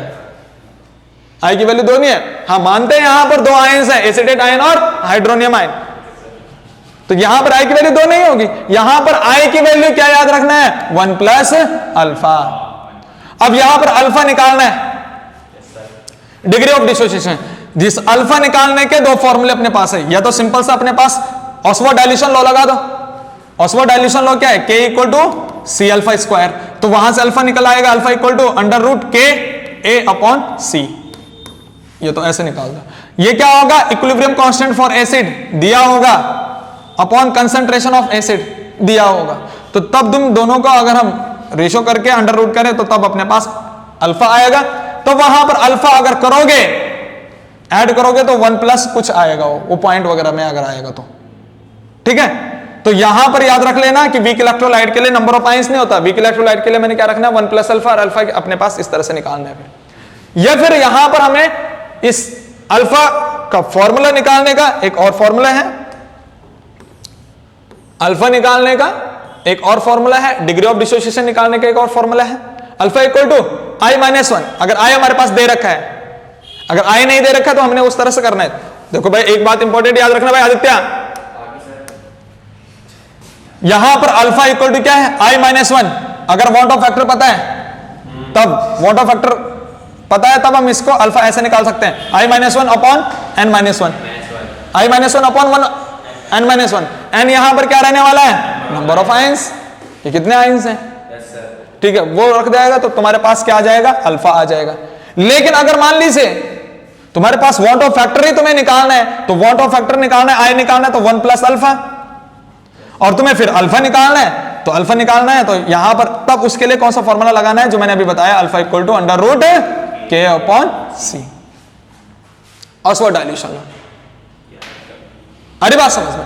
और साथ ही साथ एक और बात इंपॉर्टेंट याद रखनी है भाई आदित्य, कि जो यहां से डायरेक्ट चीजें पूछी जाती है वांट ऑफ फैक्टर के, कि वांट ऑफ फैक्टर की value greater than 1, van't Hoff factor की value less than 1, van't Hoff factor की value 1, van't Hoff factor value एक से ज्यादा किसके लिए, जो डिसोसिएशन हो रहा है सब्सटेंस का, अगर डिसोसिएशन हो रहा है यानी कि टूट रहा है तो वांट ऑफ फैक्टर की वैल्यू क्या हो जाएगा, हाँ एक से ज्यादा, टूटने पर चीजें एक से ज्यादा ही बनती हैं, ठीक है ना। तो इस सिंपल से याद रखना है ना कि वांट ऑफ फैक्टर, बच्चे भूल जाते हैं ना कि वांट ऑफ फैक्टर की वैल्यू क्या है होने वाली है, तो सिंपल सी बात याद रखना है, अगर टूट रहा है सब्सटेंस तो उसके बहुत सारे टुकड़े हो रहे हैं, तो बहुत सारे टुकड़े हो रहे हैं तो इसका मतलब सिंपल एक से ज्यादा, तो ये रख लेना डिसोसिएशन मतलब टूटना, डिसोसिएशन के लिए वांट ऑफ फैक्टर की वैल्यू एक से ज्यादा, और वांट ऑफ फैक्टर की वैल्यू एक से कम किसके लिए होगी, एसोसिएशन के लिए, यानी जहां पर चीजें जुड़ रही हैं, और आई की वैल्यू 1 किसके लिए होगी, नो चेंज, ना तो डिसोसिएशन हो रहा है ना एसोसिएशन हो रहा है, जैसे ऑर्गेनिक सब्सटेंस है, ऑर्गेनिक, ठीक है, जो टूट नहीं रहे हैं, जो आयंस में नहीं टूट सकते हैं, और ऑर्गेनिक में वो वाले, देखो कार्बोक्सिलिक एसिड को मत डाल देना भैया, क्योंकि कार्बोक्सिलिक एसिड टूट सकता है, और कार्बोक्सिलिक एसिड के लिए आई कैसे निकालना है 1 प्लस अल्फा करके, वो मैंने बता दिया। लेकिन उसके अलावा जो ऑर्गेनिक है जो टूट नहीं सकता है भाई, जैसे ग्लूकोज ले लो C6H12O6, क्या इसका आयंस बन सकता है, तो जो आयंस नहीं बन सकता उसके लिए आई की वैल्यू 1 रखनी है, आई की वैल्यू 1 रखनी है, ठीक है। ऐसे यूरिया की अगर बात करें, यूरिया है, सुक्रोज है, मतलब जिसके आयंस नहीं बन रहे हैं, जिसका कटायंस और एनायंस, पॉजिटिव आयंस और नेगेटिव आयंस नहीं बनता, उसके लिए आई की वैल्यू 1 रख देनी है। और फिर हमें यहां पर कॉलिगेटिव प्रॉपर्टीज के क्वेश्चन जब करने हैं तो इस आई को उसके साथ लेके चलना है। जैसे यहां पर modified form of colligative properties, यानी कि जब भी हमें न्यूमेरिकल अगर यहां पर करना है, इंपॉर्टेंट चीज हमें कॉलिगेटिव प्रॉपर्टीज का न्यूमेरिकल करना है, तो ये वाले फॉर्मूले यूज रखने हैं, मॉडिफाइड वाले, क्योंकि इनके साथ हमें आई रखना ही पड़ता है। तो सबसे पहले रिलेटिव लोअरिंग वेपर प्रेशर है, तो क्या पी नॉट है ना, या फिर P naught minus P S upon P not, यानी कि सॉल्वेंट का वेपर प्रेशर माइनस सॉल्यूशन का वेपर प्रेशर अपॉन सॉल्वेंट का वेपर इक्वल टू क्या, मोल ऑफ सॉल्यूट, सॉल्यूट के मोल ऊपर और नीचे सॉल्वेंट के मोल, और इनटू क्या कर देना, आई कर देना, तब इस फॉर्मूले को रख के यहां पर आंसर निकालना भाई। बिना आई के यहां पर कॉलिगेटिव प्रॉपर्टीज का क्वेश्चन मत करना, ठीक है। आई की वैल्यू निकालोगे, अगर आयंस होगा तो डिसोसिएशन होगा तो एक से ज्यादा, एसोसिएशन होगा एक से कम, और नो चेंज के लिए तुम्हारे पास एसोसिएशन वाले ज्यादा आते नहीं है, केवल डिसोसिएशन और नो चेंज वाला आता है बोर्ड क्लास में, ये इंपॉर्टेंट, ठीक है। तो उसके लिए आई की वैल्यू रख देंगे। अब हम बात करते हैं दूसरा, अपने पास है एलिवेशन ऑफ बॉइलिंग पॉइंट, तो एलिवेशन ऑफ बॉइलिंग पॉइंट का formula delta TB is equal to KBM और इनटू आई कर देना, यहां पर वांट ऑफ फैक्टर रख देना, ऐसे delta TF equal to KFM into i, ऐसे pi is equal to CRT, जैसे मैं अगर पाई इज इक्वल टू बोल रहा ना, CRT था और इनटू क्या कर दोगे आई, यानी कंसंट्रेशन R गैस कांस्टेंट या सॉल्यूशन कांस्टेंट, T मतलब टेम्परेचर, I मतलब वांट ऑफ फैक्टर। बिना आई के इस क्वेश्चन को मत करना, कॉलिगेटिव प्रॉपर्टीज के क्वेश्चन में आई डालना, फिर आई की वैल्यू रख के इसको कॉलिगेटिव प्रॉपर्टीज के क्वेश्चन को करना। तो यहां तक अपने पास सॉल्यूशन तो हो जाता है कंप्लीट। देखो सॉल्यूशन में अगर तुम्हें कोई भी डाउट है तो पूछ लीजिए, इसके बाद हम चलेंगे किसकी तरफ, इलेक्ट्रोकेमिस्ट्री की तरफ। देख लो अगर कोई डाउट है सॉल्यूशन में, तो सॉल्यूशन में है कोई डाउट, सॉल्यूशन में कोई डाउट है? देखो अब हम चलते हैं इलेक्ट्रोकेमिस्ट्री की तरफ, क्योंकि हमने सॉल्यूशन तो कंप्लीट कर दिया है, सॉल्यूशन में कोई डाउट नहीं है। अब हम चल रहे हैं इलेक्ट्रोकेमिस्ट्री। इलेक्ट्रोकेमिस्ट्री में देखते हैं इलेक्ट्रोकेमिस्ट्री होती क्या है, समझते हैं पहले सिंपल। इलेक्ट्रोकेमिस्ट्री क्या होती है, केमिस्ट्री की ब्रांच जिसमें इलेक्ट्रिकल एनर्जी से केमिकल एनर्जी बदल सकती है और केमिकल से इलेक्ट्रिकल एनर्जी, वाइस वर्सा वाला, है ना। तो इसी को हम इलेक्ट्रोकेमिस्ट्री कहते हैं। यहां पर फॉर्मूले देखें तो सबसे पहले ईएमएफ ऑफ सेल, ठीक है। ईएमएफ ऑफ सेल क्या है, जैसे अगर ईएमएफ हम बात करते हैं स्टैंडर्ड ईएमएफ यानी कि E naught, standard EMF of cell क्या हो जाएगा, ई नॉट ऑफ सेल क्या हो जाएगा, E naught cathode minus E naught anode, ठीक है। ये स्टैंडर्ड ईएमएफ की बात हो रही है कि स्टैंडर्ड ईएमएफ ऑफ सेल क्या होगा, E not cell equal to E naught cathode यानी कि E naught reduction minus E naught anode यानी कि ई नॉट ऑक्सीडेशन, ठीक है। फिर हमें सबसे इंपॉर्टेंट फॉर्मूला यहां पर याद रखना है, नस्ट इक्वेशन। अच्छा, नस्ट इक्वेशन अगर मैं जनरेट इलेक्ट्रोलाइटेड, यहां पर अगर बात करूं फॉर जनरल इलेक्ट्रोड के लिए, अगर इसकी वैल्यू, इस फॉर्मूले को अगर समझूं तो सिंपल क्या हो जाएगा, E cell equal to E not cell minus 0.059 upon N. N यहां पर क्या होगा, इलेक्ट्रॉन ट्रांसफर, कितने इलेक्ट्रॉन ट्रांसफर हुए हैं, लॉग 1 अपॉन रिडक्शन कंसंट्रेशन, ये ठीक है। एन का मतलब क्या होगा, कितने इलेक्ट्रॉन ट्रांसफर होंगे वो समझ लेते हैं। लेकिन अगर पूरी रिएक्शन के लिए मुझे नस्ट इक्वेशन लिखना है तो नस्ट इक्वेशन पूरी रिएक्शन के लिए अपने पास क्या हो जाएगा, Nernst equation general electrochemical reaction के लिए क्या हो जाएगा कि E cell equal to E not cell, या फिर पहले ये वाला E cell equal to E not cell minus R T upon N F log oxidation concentration of reduction concentration, ठीक है। या फिर सिंपल क्या, E cell equal to E not cell minus, अगर यहां पर एल को अगर मैं हटाता हूं तो यहां पर कांस्टेंट, इस एल को हटा के कांस्टेंट आता है क्या 2.303, तो क्या हो जाएगा यहां पर minus 2.303 R T upon N F log oxidation concentration, यहां पर क्या कर सकते हो, ऑक्सीडेशन कंसंट्रेशन की power x upon reduction concentration की पावर y, ठीक। ये याद रखना है। r क्या है, गैस कांस्टेंट, और ये क्या, T क्या है, टेम्परेचर, F क्या है यहां पर, फैराडेस कांस्टेंट 96500 कूलम्स, ये F की वैल्यू होती है। और अगर तुम यहां पर N को बोलते हो तो N क्या होता है, नंबर ऑफ इलेक्ट्रॉन ट्रांसफर। अगर ये भी कांस्टेंट, R अपने पास कांस्टेंट होता है, R की वैल्यू तो कांस्टेंट होती है ना, गैस कांस्टेंट की वैल्यू कांस्टेंट। टेम्परेचर अपने पास अगर 298 केल्विन की बात करें, एट 298 केल्विन टेम्परेचर यहां पर रखें, F की वैल्यू करें 96500 कूलम, ये तीनों constant, R constant, T constant और ये F कांस्टेंट को अगर मैं मान के चलूं तो डायरेक्ट अपने पास क्या जाता है, E cell equal to E naught cell minus, इन सबको कांस्टेंट की वैल्यू रख के क्या आ जाएगा फॉर्मूला अपने पास, minus 0.059 upon n log oxidation concentration की power x upon reduction concentration की पावर y। सीधा ये वाला फॉर्मूला तुम याद रख सकते हो, लास्ट वाला नेक्स्ट इक्वेशन में अगर हमारे पास न्यूमेरिकल आया है कि E cell equal to E naught cell minus 0.059 upon n log oxidation concentration की power x upon reduction concentration की पावर y।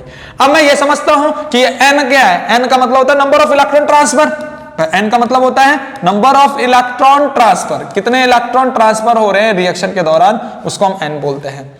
जैसे इस n को निकालने का सिंपल सा तरीका क्या है, मैं अगर कहता हूं कि कोई रिएक्शन है Zn प्लस CuSO4, ध्यान सुनना, ये किस में बदल रहा है भाई, ZnSO4 प्लस Cu।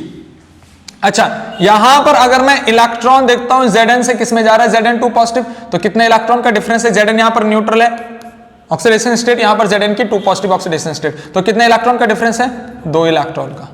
ऐसे यहां पर कॉपर क्या है +2 में, और यहां पर कॉपर क्या है न्यूट्रल, यहां से यहां पर जाने पर कॉपर में भी कितने इलेक्ट्रॉन का डिफरेंस आ रहा है, 2 का। अगर इलेक्ट्रॉन का डिफरेंस, ऑक्सीडेशन वाले इलेक्ट्रॉन का डिफरेंस और रिडक्शन वाले इलेक्ट्रॉन का डिफरेंस अगर सेम है तो वही क्या हो जाएगा, n की वैल्यू हो जाएगा, तो उतना ही n यहां पर हो जाएगा, तो n की वैल्यू रख देंगे यहां पर 2, ठीक। लेकिन अगर ऑक्सीडेशन इलेक्ट्रॉन और रिडक्शन इलेक्ट्रॉन अलग अलग है, जैसे मान लीजिए फॉर एग्जांपल मैं बोलता हूं एल्यूमिनियम है प्लस ZnCl2 है, और आगे क्या बन गया, AlCl3 प्लस Zn। ठीक, अब यहां पर एल्यूमिनियम की बात करते हैं तो एल्यूमिनियम का ऑक्सीडेशन स्टेट 0, यहां पर एल्यूमिनियम क्या है +3 में, कितने इलेक्ट्रॉन का डिफरेंस है, 3 इलेक्ट्रॉन का डिफरेंस। और यहां पर अगर बात करें Zn की ऑक्सीडेशन स्टेट +2 और यहां पर 0, तो कितने इलेक्ट्रॉन का डिफरेंस है, 2 इलेक्ट्रॉन का डिफरेंस।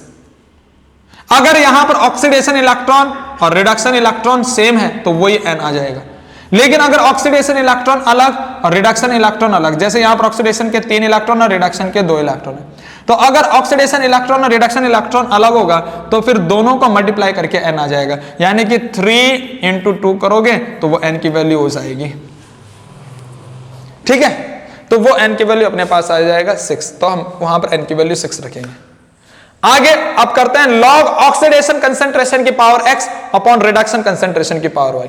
अच्छा, ऑक्सीडेशन कंसंट्रेशन भी पता चल जाएगा, वहां पर दे रखा होगा, रिडक्शन कंसंट्रेशन भी दे रखा होगा, लेकिन ऑक्सीडेशन कंसंट्रेशन की पावर x और रिडक्शन कंसंट्रेशन की पावर y, यानी ये x और y हम किसको ले, तो वो सवाल खड़ा करता है यहां पर। जैसे मैं बात करूं ये ऑक्सीडेशन हो रहा है इसका, ठीक है, तो हम अब सबसे पहले n की वैल्यू निकालेंगे। n की वैल्यू जैसे यहां पर 6 आ गई, यहां पर n की वैल्यू क्या आ रही है, 6। तो अगर मैं इस ऑक्सीडेशन वाले इलेक्ट्रॉन को 6 बना रहा हूं तो किससे मल्टीप्लाई करूंगा, 2 से। अरे 2 से मल्टीप्लाई कर रहा हूं ना इसको, तो ये हो गया x की वैल्यू जिससे हम मल्टीप्लाई करके इसको 6 बना रहे हैं। और रिडक्शन वाले इलेक्ट्रॉन को अगर 6 बना रहा हूं तो उससे किससे मल्टीप्लाई करना पड़ेगा, 3 से।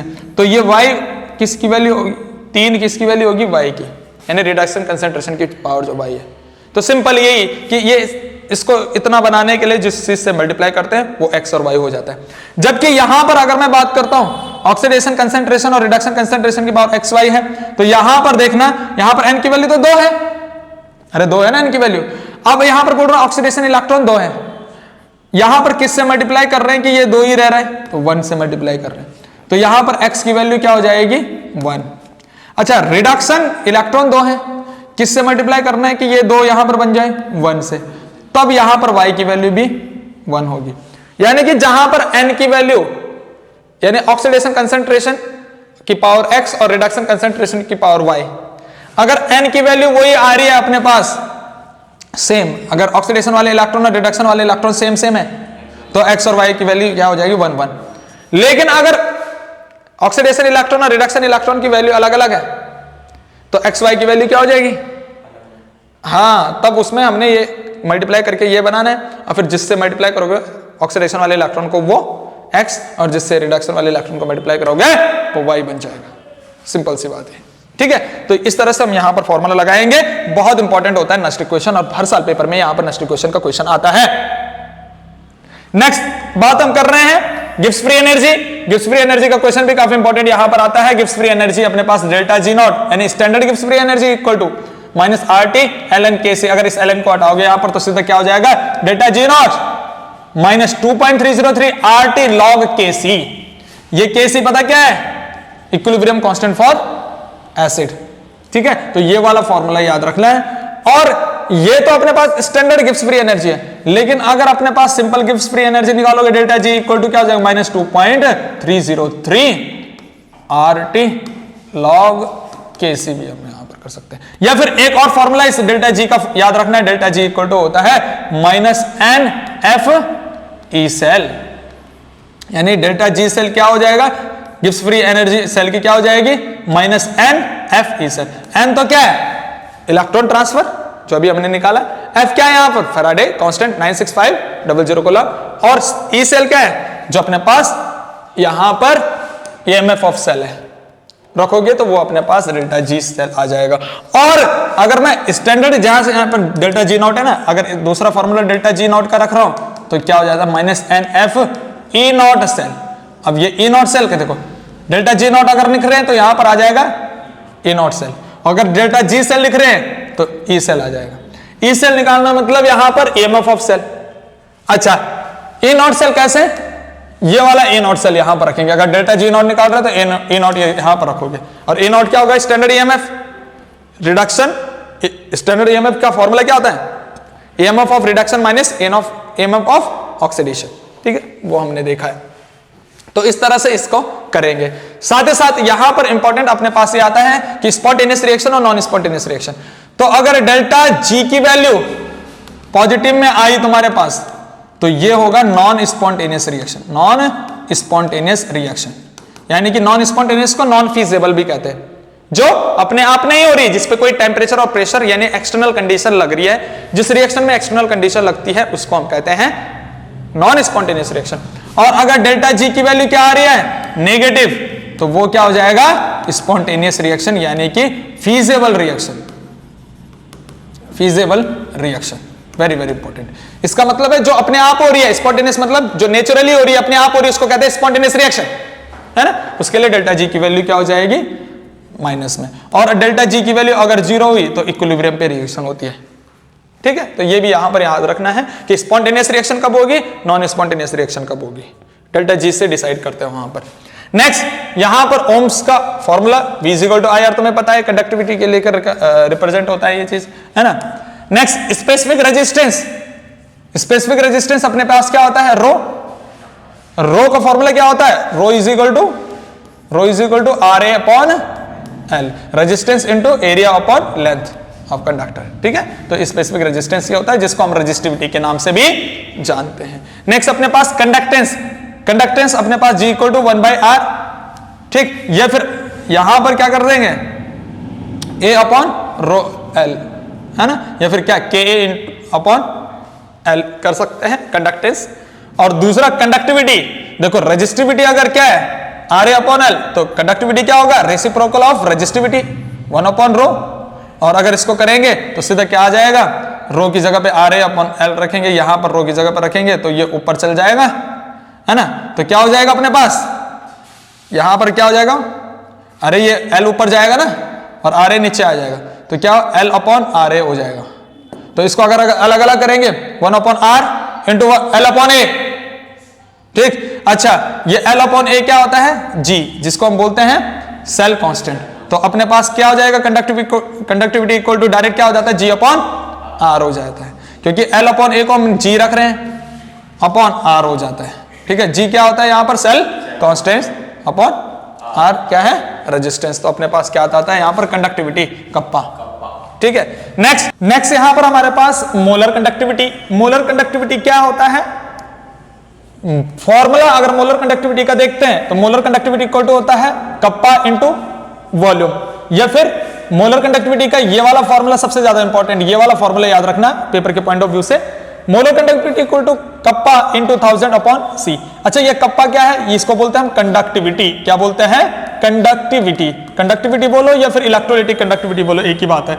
और ये कंडक्टिविटी इक्वल टू क्या होता है रेसिप्रोकल ऑफ रेजिस्टिविटी, रेजिस्टिविटी क्या है रो, यानी कि रो का उल्टा कर देंगे तो अपने पास कंडक्टिविटी बच जाएगा, ठीक है। और रो क्या होता है RA/L, ये हमने देख लिया। अब ये C यहां पर अगर मैं डिस्कस करता हूं तो C का मतलब होता है कंसंट्रेशन। अच्छा इसको कंसंट्रेशन बोल दीजिए, इसको मोलैरिटी बोल दीजिए, इसको सॉल्युबिलिटी बोल दीजिए, बात एक ही है। यानी C का मतलब कंसंट्रेशन बोल लो या फिर मोलैरिटी बोल लो या फिर सॉल्युबिलिटी बोल लो, यहां पर एक ही मतलब यहां पर हो जाता है इस चीज का। तो फॉर्मूला अपने पास बन जाता है पूरा का पूरा molar conductivity equal to kappa into 1000/C। तो मोलर कंडक्टिविटी और कप्पा, ये मोलर कंडक्टिविटी और ये इलेक्ट्रोलाइटिक कंडक्टिविटी है। कभी कभी हमारे पास क्वेश्चन आता है कि relation between molar conductivity and electrolytic conductivity, तो वहां पर ये लिखना पड़ता है फॉर्मूला, रिलेशन का मतलब होता है फॉर्मूला। तो मोलर कंडक्टिविटी इक्वल टू यही फॉर्मूला अपने पास लिखना पड़ता है, molar conductivity equal to kappa into 1000/C, ठीक। नेक्स्ट हम बात करते हैं limiting molar conductivity. Limiting molar conductivity, यहां पर लिमिटिंग मोलर कंडक्टिविटी का फॉर्मूला अगर करते हैं तो मोलर कंडक्टिविटी इक्वल टू होता है यहां पर λm0, ठीक है, यानी infinity molar conductivity minus A, और यहां पर कंसंट्रेशन का पावर हाफ या फिर अंडर रूट कंसंट्रेशन हम बोल सकते हैं। ये वाला जो फॉर्मूला आ जाता है, ये वाला फॉर्मूला आता है डिबाई हक्कल ऑसेंजर इक्वेशन, ठीक है, ऑसेंजर इक्वेशन। यहां पर अगर देखें इसको देख लेते हैं, डिबाई हक्कल ऑसेंजर इक्वेशन यहां नीचे भी है, ये अपने पास डिबाई हक्कल ऑसेंजर इक्वेशन, जो कि यहां पर λm equal to λm0 A√C। तो वो ये चीज यहां पर अपने पास दे रखा है कि ये Debye Huckel Onsager equation simple सा अपने पास ये है, यहां पर λm equal to λm0 minus A C की पावर हाफ, जिसकी पावर हाफ उसको अंडर रूट बन जाता है, ठीक है, तो इसका ग्राफ भी यहां पर अपने पास है, कंडक्टिविटी, मोलर कंडक्टिविटी के और कंसंट्रेशन के बीच में ग्राफ। मोलर कंडक्टिविटी और कंसंट्रेशन की बात अगर कर रहे हैं तो देखो यहां पर ग्राफ इसके बीच में बात कर रहे हैं कंसंट्रेशन एंड मोलर कंडक्टिविटी। तो यहां पर कंसंट्रेशन क्या है, कंसंट्रेशन से पहले क्या है, अंडर रूट, कंसंट्रेशन से पहले माइनस साइन है, ठीक। तो क्या मैं इस फॉर्मूले से ऐसा कर सकता हूं यहां पर, इस फॉर्मूले से कि molar conductivity is directly proportional, इसको कांस्टेंट मानते हुए डायरेक्टली प्रोपोर्शनल क्या, अंडर रूट कंसंट्रेशन सी। अब वो डायरेक्टली प्रोपोर्शनल किसका, माइनस का डायरेक्टली प्रोपोर्शनल, माइनस का मतलब अपॉन में चल जाएगा, यानी कि नेगेटिव वाला ग्राफ। और नेगेटिव वाला ग्राफ अगर कंसंट्रेशन और कंडक्टिविटी के बीच का दिखाएं, ठीक है, conductivity and concentration, molar conductivity versus concentration का ग्राफ यहां पर ये काफी इंपॉर्टेंट है। ये ग्राफ इस साइड इस कोऑर्डिनेट में ले लीजिए मोलर कंडक्टिविटी और इस कोऑर्डिनेट में ले लीजिए कंसंट्रेशन। ये ग्राफ काफी इंपॉर्टेंट है। ये है अपने पास वीक इलेक्ट्रोलाइट, तो वीक इलेक्ट्रोलाइट का इनवर्सली प्रोपोर्शनल का ग्राफ यहां पर क्या जाता है, इस तरह से ये हाइपरबोला ग्राफ यहां पर चले गया। इसने ग्राफ को यहां पर नीचे टच कर दिया, लेकिन नीचे टच नहीं होगा, ये थोड़ा ऊपर को ऐसे जाएगा, आगे ये कांस्टेंट हो जाएगा, यानी कि ये इस एक्स एक्सिस के साथ टच नहीं होगा, ये आगे कांस्टेंट रह जाता है, ठीक है ना। एक्स एक्सिस के साथ टच नहीं होता, जैसे इसने एक्स एक्सिस के साथ टच कर दिया तो ये चीज गलत है, यहां पर सीधा आगे ये चल जाता है कांस्टेंट, ठीक। तो ये है वीक इलेक्ट्रोलाइट का। दूसरी बात होता है स्ट्रॉन्ग इलेक्ट्रोलाइट। स्ट्रॉन्ग इलेक्ट्रोलाइट का क्या हो जाएगा, मोलर कंडक्टिविटी और कंसंट्रेशन में इसमें एकदम से चेंज आता है तो ये सीधा डिक्रीज होता है, सीधे लाइन इसकी बनती है, ठीक है। तो ये स्ट्रॉन्ग इलेक्ट्रोलाइट है, KCl जैसे स्ट्रॉन्ग इलेक्ट्रोलाइट अपने पास है। तो ये हमने ग्राफ याद रखना है, पेपर में पूछा जाता है कि ये वीक इलेक्ट्रोलाइट का इनवर्सली प्रोपोर्शनल, और इस तरह से नेगेटिव ग्राफ जो है डायरेक्टली सीधा किसका चला जाता है, स्ट्रॉन्ग इलेक्ट्रोलाइट का। तो ये वाला ग्राफ काफी इंपॉर्टेंट याद रखना है। दूसरा डेबाय-हकल और सेंजर इक्वेशन याद रखनी होती है, तो ये काफी इंपॉर्टेंट ग्राफ और इक्वेशन अपने पास बन जाती है। नेक्स्ट अपने पास जो मोस्ट इंपॉर्टेंट चीज इस चैप्टर की आती है वो है Kohlrausch law. Very very important Kohlrausch law.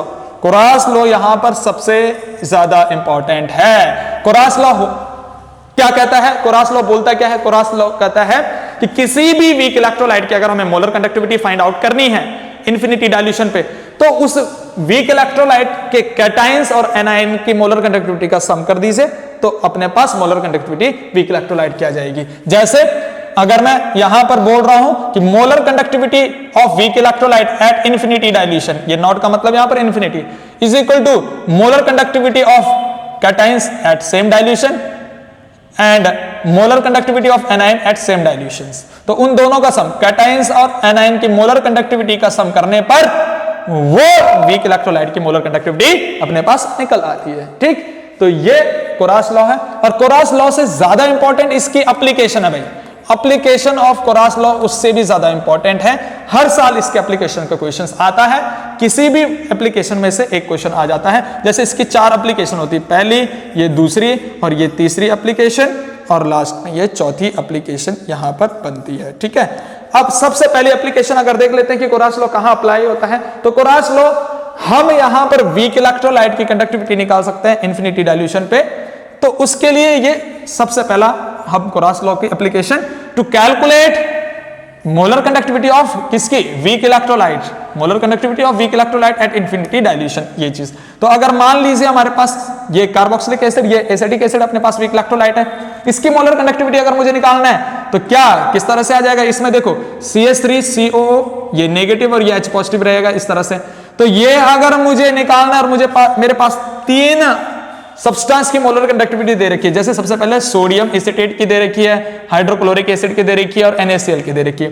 तो मैं कैसे इसकी मोलर कंडक्टिविटी निकालूंगा, मेरे पास एनायन में तो ये एसीटेट आयन है, ठीक, और कैटायन में हाइड्रोजन आयन। तो एनायन में हमारे पास एसीटेट आयन कहां से मिलेगा, सोडियम एसीटेट से, ठीक, और H+ कहां से मिलेगा, एसिड से। तो मैं इन दोनों की मोलर कंडक्टिविटी को जोड़ दूंगा, ठीक। इन दोनों को जोड़ने के बाद क्या होगा, यहां पर Na एक्स्ट्रा और Cl एक्स्ट्रा रह जाएगा, NaCl एक्स्ट्रा रह जाएगा, जिसको हम NaCl की जो गिवन मोलर कंडक्टिविटी दे रखी होगी उसको माइनस कर देंगे, तो अपने पास ये वीक इलेक्ट्रोलाइट की मोलर कंडक्टिविटी आ जाती है। तो सबसे पहला एप्लीकेशन ये कंप्लीट होता है। सेकंड एप्लीकेशन हम बात कर रहे हैं डिग्री ऑफ डिसोसिएशन, यानी अल्फा किस तरह से निकाला जाता है। तो अल्फा का फॉर्मूला यहां पर होता है lambda m upon lambda m not. यहां पर ये मोलर कंडक्टिविटी होती है फाइनाइट डाइल्यूशन पे, molar conductivity eight finite dilution finite dilution पर मोलर कंडक्टिविटी, और ये अपने पास होती है molar conductivity eight infinite dilution. और ये दोनों ही अपने पास हमें आते हैं कि भाई इसका फॉर्मूला तो अपने को पता है, lambda m molar conductivity finite dilution पे हमने अभी देखा, molar conductivity equal to kappa into 1000 upon c, यानी कि कंसंट्रेशन। तो इस तरह से तो ये अपने पास मोलर कंडक्टिविटी रहेगी फाइनाइट डाइल्यूशन पे, लेकिन ये वाला इंफिनिटी डाइल्यूशन पे मोलर कंडक्टिविटी, और ये हमने देख लिया इंफिनिटी डाइल्यूशन पे मोलर कंडक्टिविटी क्या आएगी, कैटायंस और एनायन का सम करके, उसकी मोलर कंडक्टिविटी ऑफ कैटायन और एनायन का सम करके वो अपने पास आ जाएगा। ठीक है, तो दोनों का रेशियो करने पर हमारे पास डिग्री ऑफ डिसोसिएशन निकल आता है।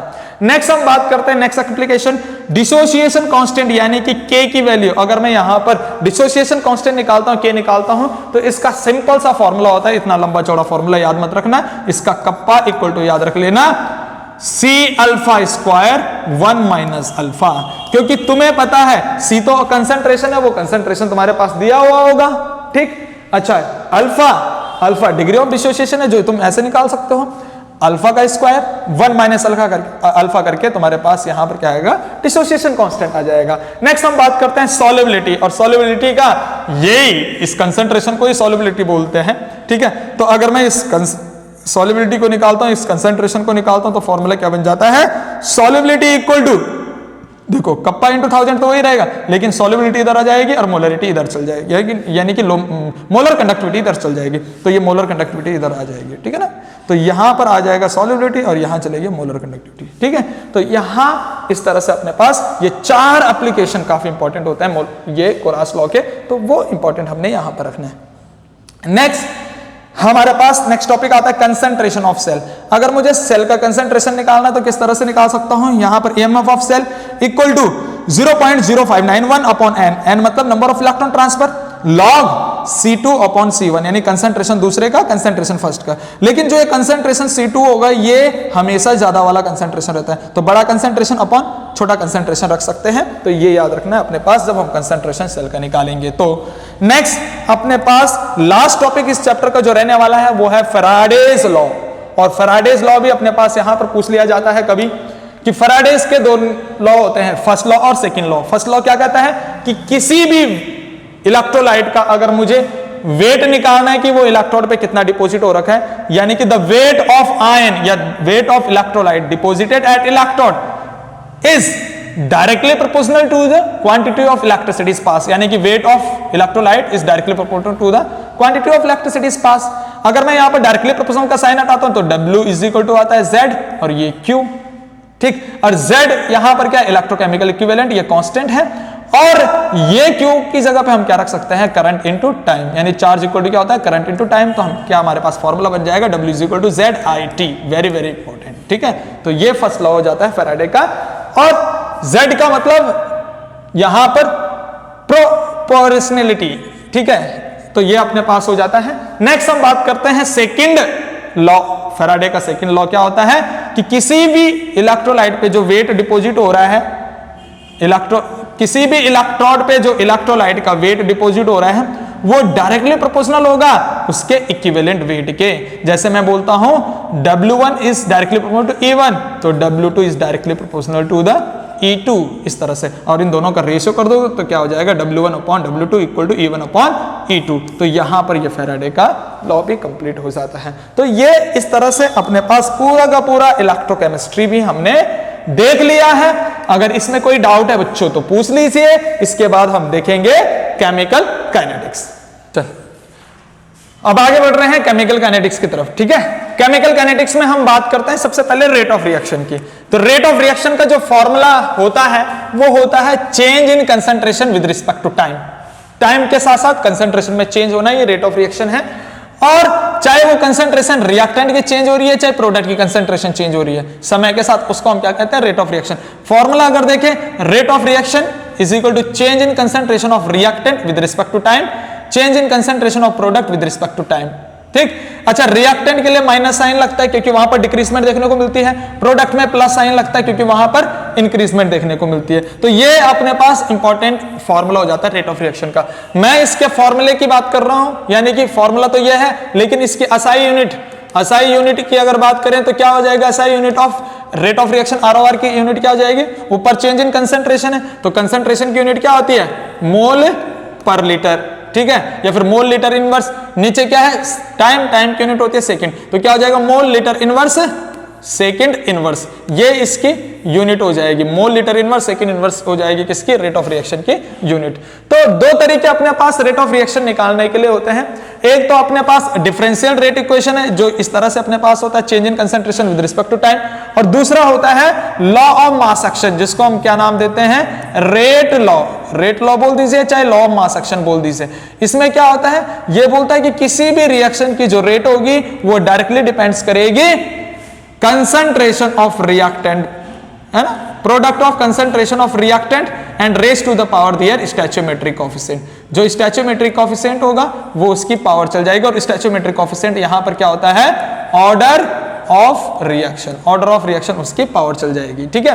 तो ये बोलता है किसी भी रिएक्शन की जो रेट निकालनी है तो उसके रिएक्टेंट के कंसंट्रेशन को देखना है, उनका प्रोडक्ट करके, और जो उनकी स्टैचोमेट्री होंगी उसका पावर चल जाएगा। तो ये हमारे पास आता है, जैसे मान ले कि यहां पर अपने पास ये रिएक्शन है, रिएक्शन में रिएक्टेंट क्या है, ए और बी, ये प्रोडक्ट से यहां पर कोई लेना देना नहीं होता है। अगर मैं इस रिएक्शन की रेट को डिटरमाइन कर रहा हूं तो रेट इज डायरेक्टली प्रोपोर्शनल हो जाएगा ए की पावर एक्स बी की पावर वाई। ये एक्स और वाई अपने पास क्या होगा, order of reaction, order of reaction कह लीजिए, एक्स और वाई क्या है, ऑर्डर ऑफ रिएक्शन या फिर स्टैचोमेट्री ऑफ रिएक्टेंट, ठीक है। तो यहां पर डायरेक्टली प्रोपोर्शनल का साइन अगर मैं हटाता हूं, इस डायरेक्टली प्रोपोर्शनल का साइन हटाता हूं तो ये के कांस्टेंट आता है जिसको हम क्या कहते हैं, रेट कांस्टेंट, ठीक। यहां पर इस तरह से इसका फॉर्मूला बन जाता है किसी भी रिएक्शन की रेट निकालने के लिए। अच्छा, ये रेट कांस्टेंट जो है, ये के अपने पास रेट कांस्टेंट है, हर 10 डिग्री टेंपरेचर बढ़ाने पर रेट कांस्टेंट क्या हो जाता है, डबल और ट्रिपल हो जाता है। इस तरह से याद रखना है कि हर 10 डिग्री सेंटीग्रेड टेंपरेचर राइज तो रेट कांस्टेंट क्या हो जाएगा, डबल या फिर ट्रिपल, और ज्यादातर हमने क्या लेके चलना है, डबल, 2 टाइम्स, ठीक है। अगर 10 डिग्री टेंपरेचर बढ़ा दूं तो रेट कांस्टेंट क्या हो जाता है, डबल हो जाता है, ठीक। इसका मतलब रेट कांस्टेंट किस पे डिपेंड कर रहा है, टेंपरेचर पे डिपेंड कर रहा है। अगर रेट कांस्टेंट डबल या ट्रिपल हो रहा है, या रेट कांस्टेंट टेंपरेचर बढ़ाने से इंक्रीज हो रहा है या डबल हो रहा है, तो रेट ऑफ रिएक्शन भी क्या हो जाएगा, इंक्रीज हो जाएगा। क्यों, क्योंकि अगर मैं यहां पर टेंपरेचर बढ़ाता हूं तो ये वैल्यू बढ़ेगी, के की वैल्यू बढ़ेगी, रेट कांस्टेंट की वैल्यू बढ़ेगी, रेट कांस्टेंट की वैल्यू बढ़ेगी तो रेट की भी तो वैल्यू बढ़ेगी आगे पूरी की पूरी, ठीक है ना। तो यही चीज अपने पास हो जाता है, ठीक। तो दो तरीके से निकाल सकते हैं, यहां पर ये रेट लॉ के द्वारा, और ये डिफरेंशियल रेट। ये डिफरेंशियल रेट हो गया, changing concentration of reactant with respect to time, और ये अपने पास रेट लो। तो इस दोनों तरीके से हम किसी भी रिएक्शन की रेट निकाल सकते हैं। हम बात कर रहे हैं कि रेट लॉ में हमने बोला एक्स और वाई क्या है, ऑर्डर ऑफ रिएक्शन। अब हमारे पास ये चलता है कि ऑर्डर ऑफ रिएक्शन क्या होता है, ऑर्डर ऑफ मॉलिक्यूलरिटी यहां पर पूछी जाती है। यहां पर टॉपिक होता है ऑर्डर एंड मॉलिक्यूलरिटी। अगर हम सबसे पहले मॉलिक्यूलरिटी की बात करें तो मॉलिक्यूलरिटी क्या होता है कि किसी भी एलिमेंट्री रिएक्शन, एलिमेंट्री रिएक्शन का मतलब single step reaction, single step reaction में जितने रिएक्टिंग मॉलिक्यूल रिएक्ट करेंगे या फिर जितने नंबर ऑफ रिएक्टेंट मॉलिक्यूल्स होंगे उसी को हम क्या कहते हैं, मॉलिक्यूलरिटी, ठीक। मॉलिक्यूलरिटी ऑफ रिएक्शन जो है एक थ्योरेटिकल कंसेप्ट है, ये याद रखना। ऑर्डर ऑफ मॉलिक्यूलरिटी के भी डिफरेंस आता है।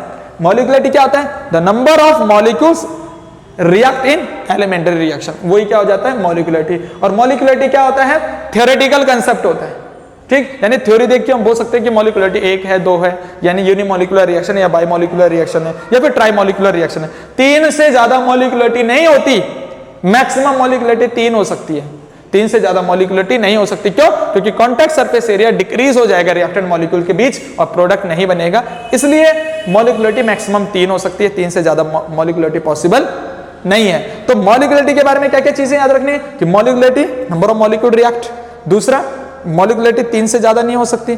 अच्छा, मॉलिक्यूलरिटी 0 भी नहीं हो सकती, 0 नहीं हो सकती मतलब नंबर ऑफ रिएक्टेंट मॉलिक्यूल्स ही नहीं होंगे तो रिएक्शन नहीं होगी, ठीक है।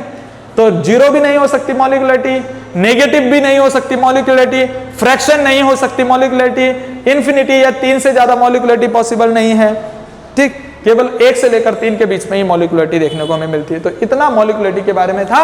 अब हम बात करते हैं ऑर्डर ऑफ रिएक्शन। जैसे मैंने यहां पर बात करी कि एक्स और वाई, एक्स और वाई को मैं जोड़ दूंगा तो अपने पास क्या बन जाएगा, ऑर्डर ऑफ रिएक्शन।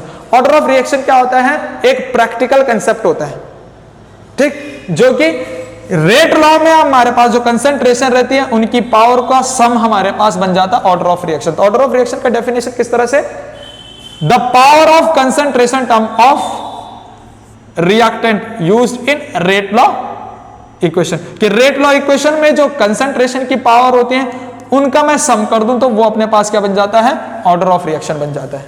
ये डेफिनेशन, पहला तो ऑर्डर ऑफ रिएक्शन की डेफिनेशन होगी। दूसरा पूछा जाता है कि ऑर्डर ऑफ रिएक्शन क्या हो सकता है, जैसे मॉलिक्युलरिटी थ्योरेटिकल कंसेप्ट है तो ऑर्डर ऑफ रिएक्शन क्या है, प्रैक्टिकल कंसेप्ट है। दूसरा, मॉलिक्युलरिटी जीरो नहीं हो सकती, नेगेटिव नहीं हो सकती, पर लेकिन ऑर्डर ऑफ रिएक्शन जीरो भी हो सकता है, फ्रैक्शन में भी हो सकता है, नेगेटिव में भी हो सकता है, इन्फिनिटी भी हो सकता है, 3 से ज्यादा भी पॉसिबल है। तो ये चीजें ऑर्डर ऑफ मॉलिक्युलरिटी के बीच में डिफरेंस है। ठीक, यहां पर जो ये रेट लॉ में जो ये के आ रहा है, ठीक, इस के की हमारे पास यूनिट होती है, लेकिन इस के के बारे में पहले हम बात करते थे, ऑर्डर ऑफ रिएक्शन के बारे में हम बात करेंगे आगे। ठीक, ऑर्डर ऑफ रिएक्शन अपने सिलेबस में केवल 3 ऑर्डर ऑफ रिएक्शन है। कौन कौन सी? First order, pseudo first order और जीरो ऑर्डर। तो सबसे पहले हम जीरो ऑर्डर रिएक्शन की बात कर रहे हैं। जीरो ऑर्डर रिएक्शन की अगर बात करें तो जीरो ऑर्डर रिएक्शन कौन सी रिएक्शन होती है? ऐसी रिएक्शन, जीरो ऑर्डर रिएक्शन क्या होती है? अगर जीरो ऑर्डर रिएक्शन के लिए मैं रेट लिखना चाहूं तो रेट इक्वल टू के और कंसंट्रेशन की पावर क्या हो जाएगा? ऑर्डर ऑफ रिएक्शन जीरो, यानी जिसकी कंसंट्रेशन की पावर जीरो, यानी कि जीरो ऑर्डर रिएक्शन में क्या हो जाएगा कि कंसंट्रेशन की पावर जीरो, तो हम क्या बोलेंगे? रेट क्या हो जाएगा? कंसंट्रेशन की पावर जीरो है तो जिसकी पावर जीरो होती है वो 1 हो जाता है, यानी कि रेट इक्वल टू के, यानी कांस्टेंट हो जाता है। यानी ऐसी जीरो ऑर्डर रिएक्शन हमारे पास कौन सी order of reaction, zero order reaction कौन सी रिएक्शन होती है? ऐसी रिएक्शन जहां पर रेट कंसंट्रेशन पे डिपेंड नहीं करता, रिएक्टेंट की कंसंट्रेशन पे डिपेंड रेट नहीं कर रहा है, रेट क्या रहता है? कांस्टेंट रहता है, उसी को हम कहते हैं जीरो ऑर्डर रिएक्शन।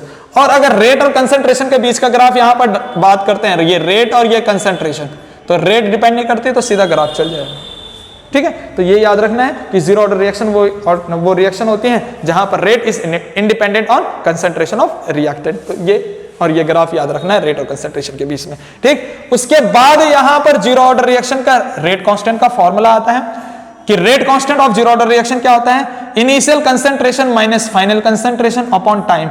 ये फॉर्मूला इंपॉर्टेंट होता है, याद रखना है। ठीक है, दूसरा यहां पर ये तो रेट कांस्टेंट का फॉर्मूला के का, वैसे ही हाफ लाइफ भी याद रखनी है जीरो ऑर्डर रिएक्शन की, कि जीरो ऑर्डर रिएक्शन का हाफ लाइफ क्या होता है? T half equal to initial concentration upon 2k। अगर तुमने यहां से रेट कांस्टेंट निकाल दिया तो रेट कांस्टेंट की वैल्यू यहां पर रख देना, तुम्हारे पास टी हाफ आ जाएगा। यानी इनिशियल कंसंट्रेशन को 2k से डिवाइड कर देना तो अपने पास क्या आ जाएगा? Half life of.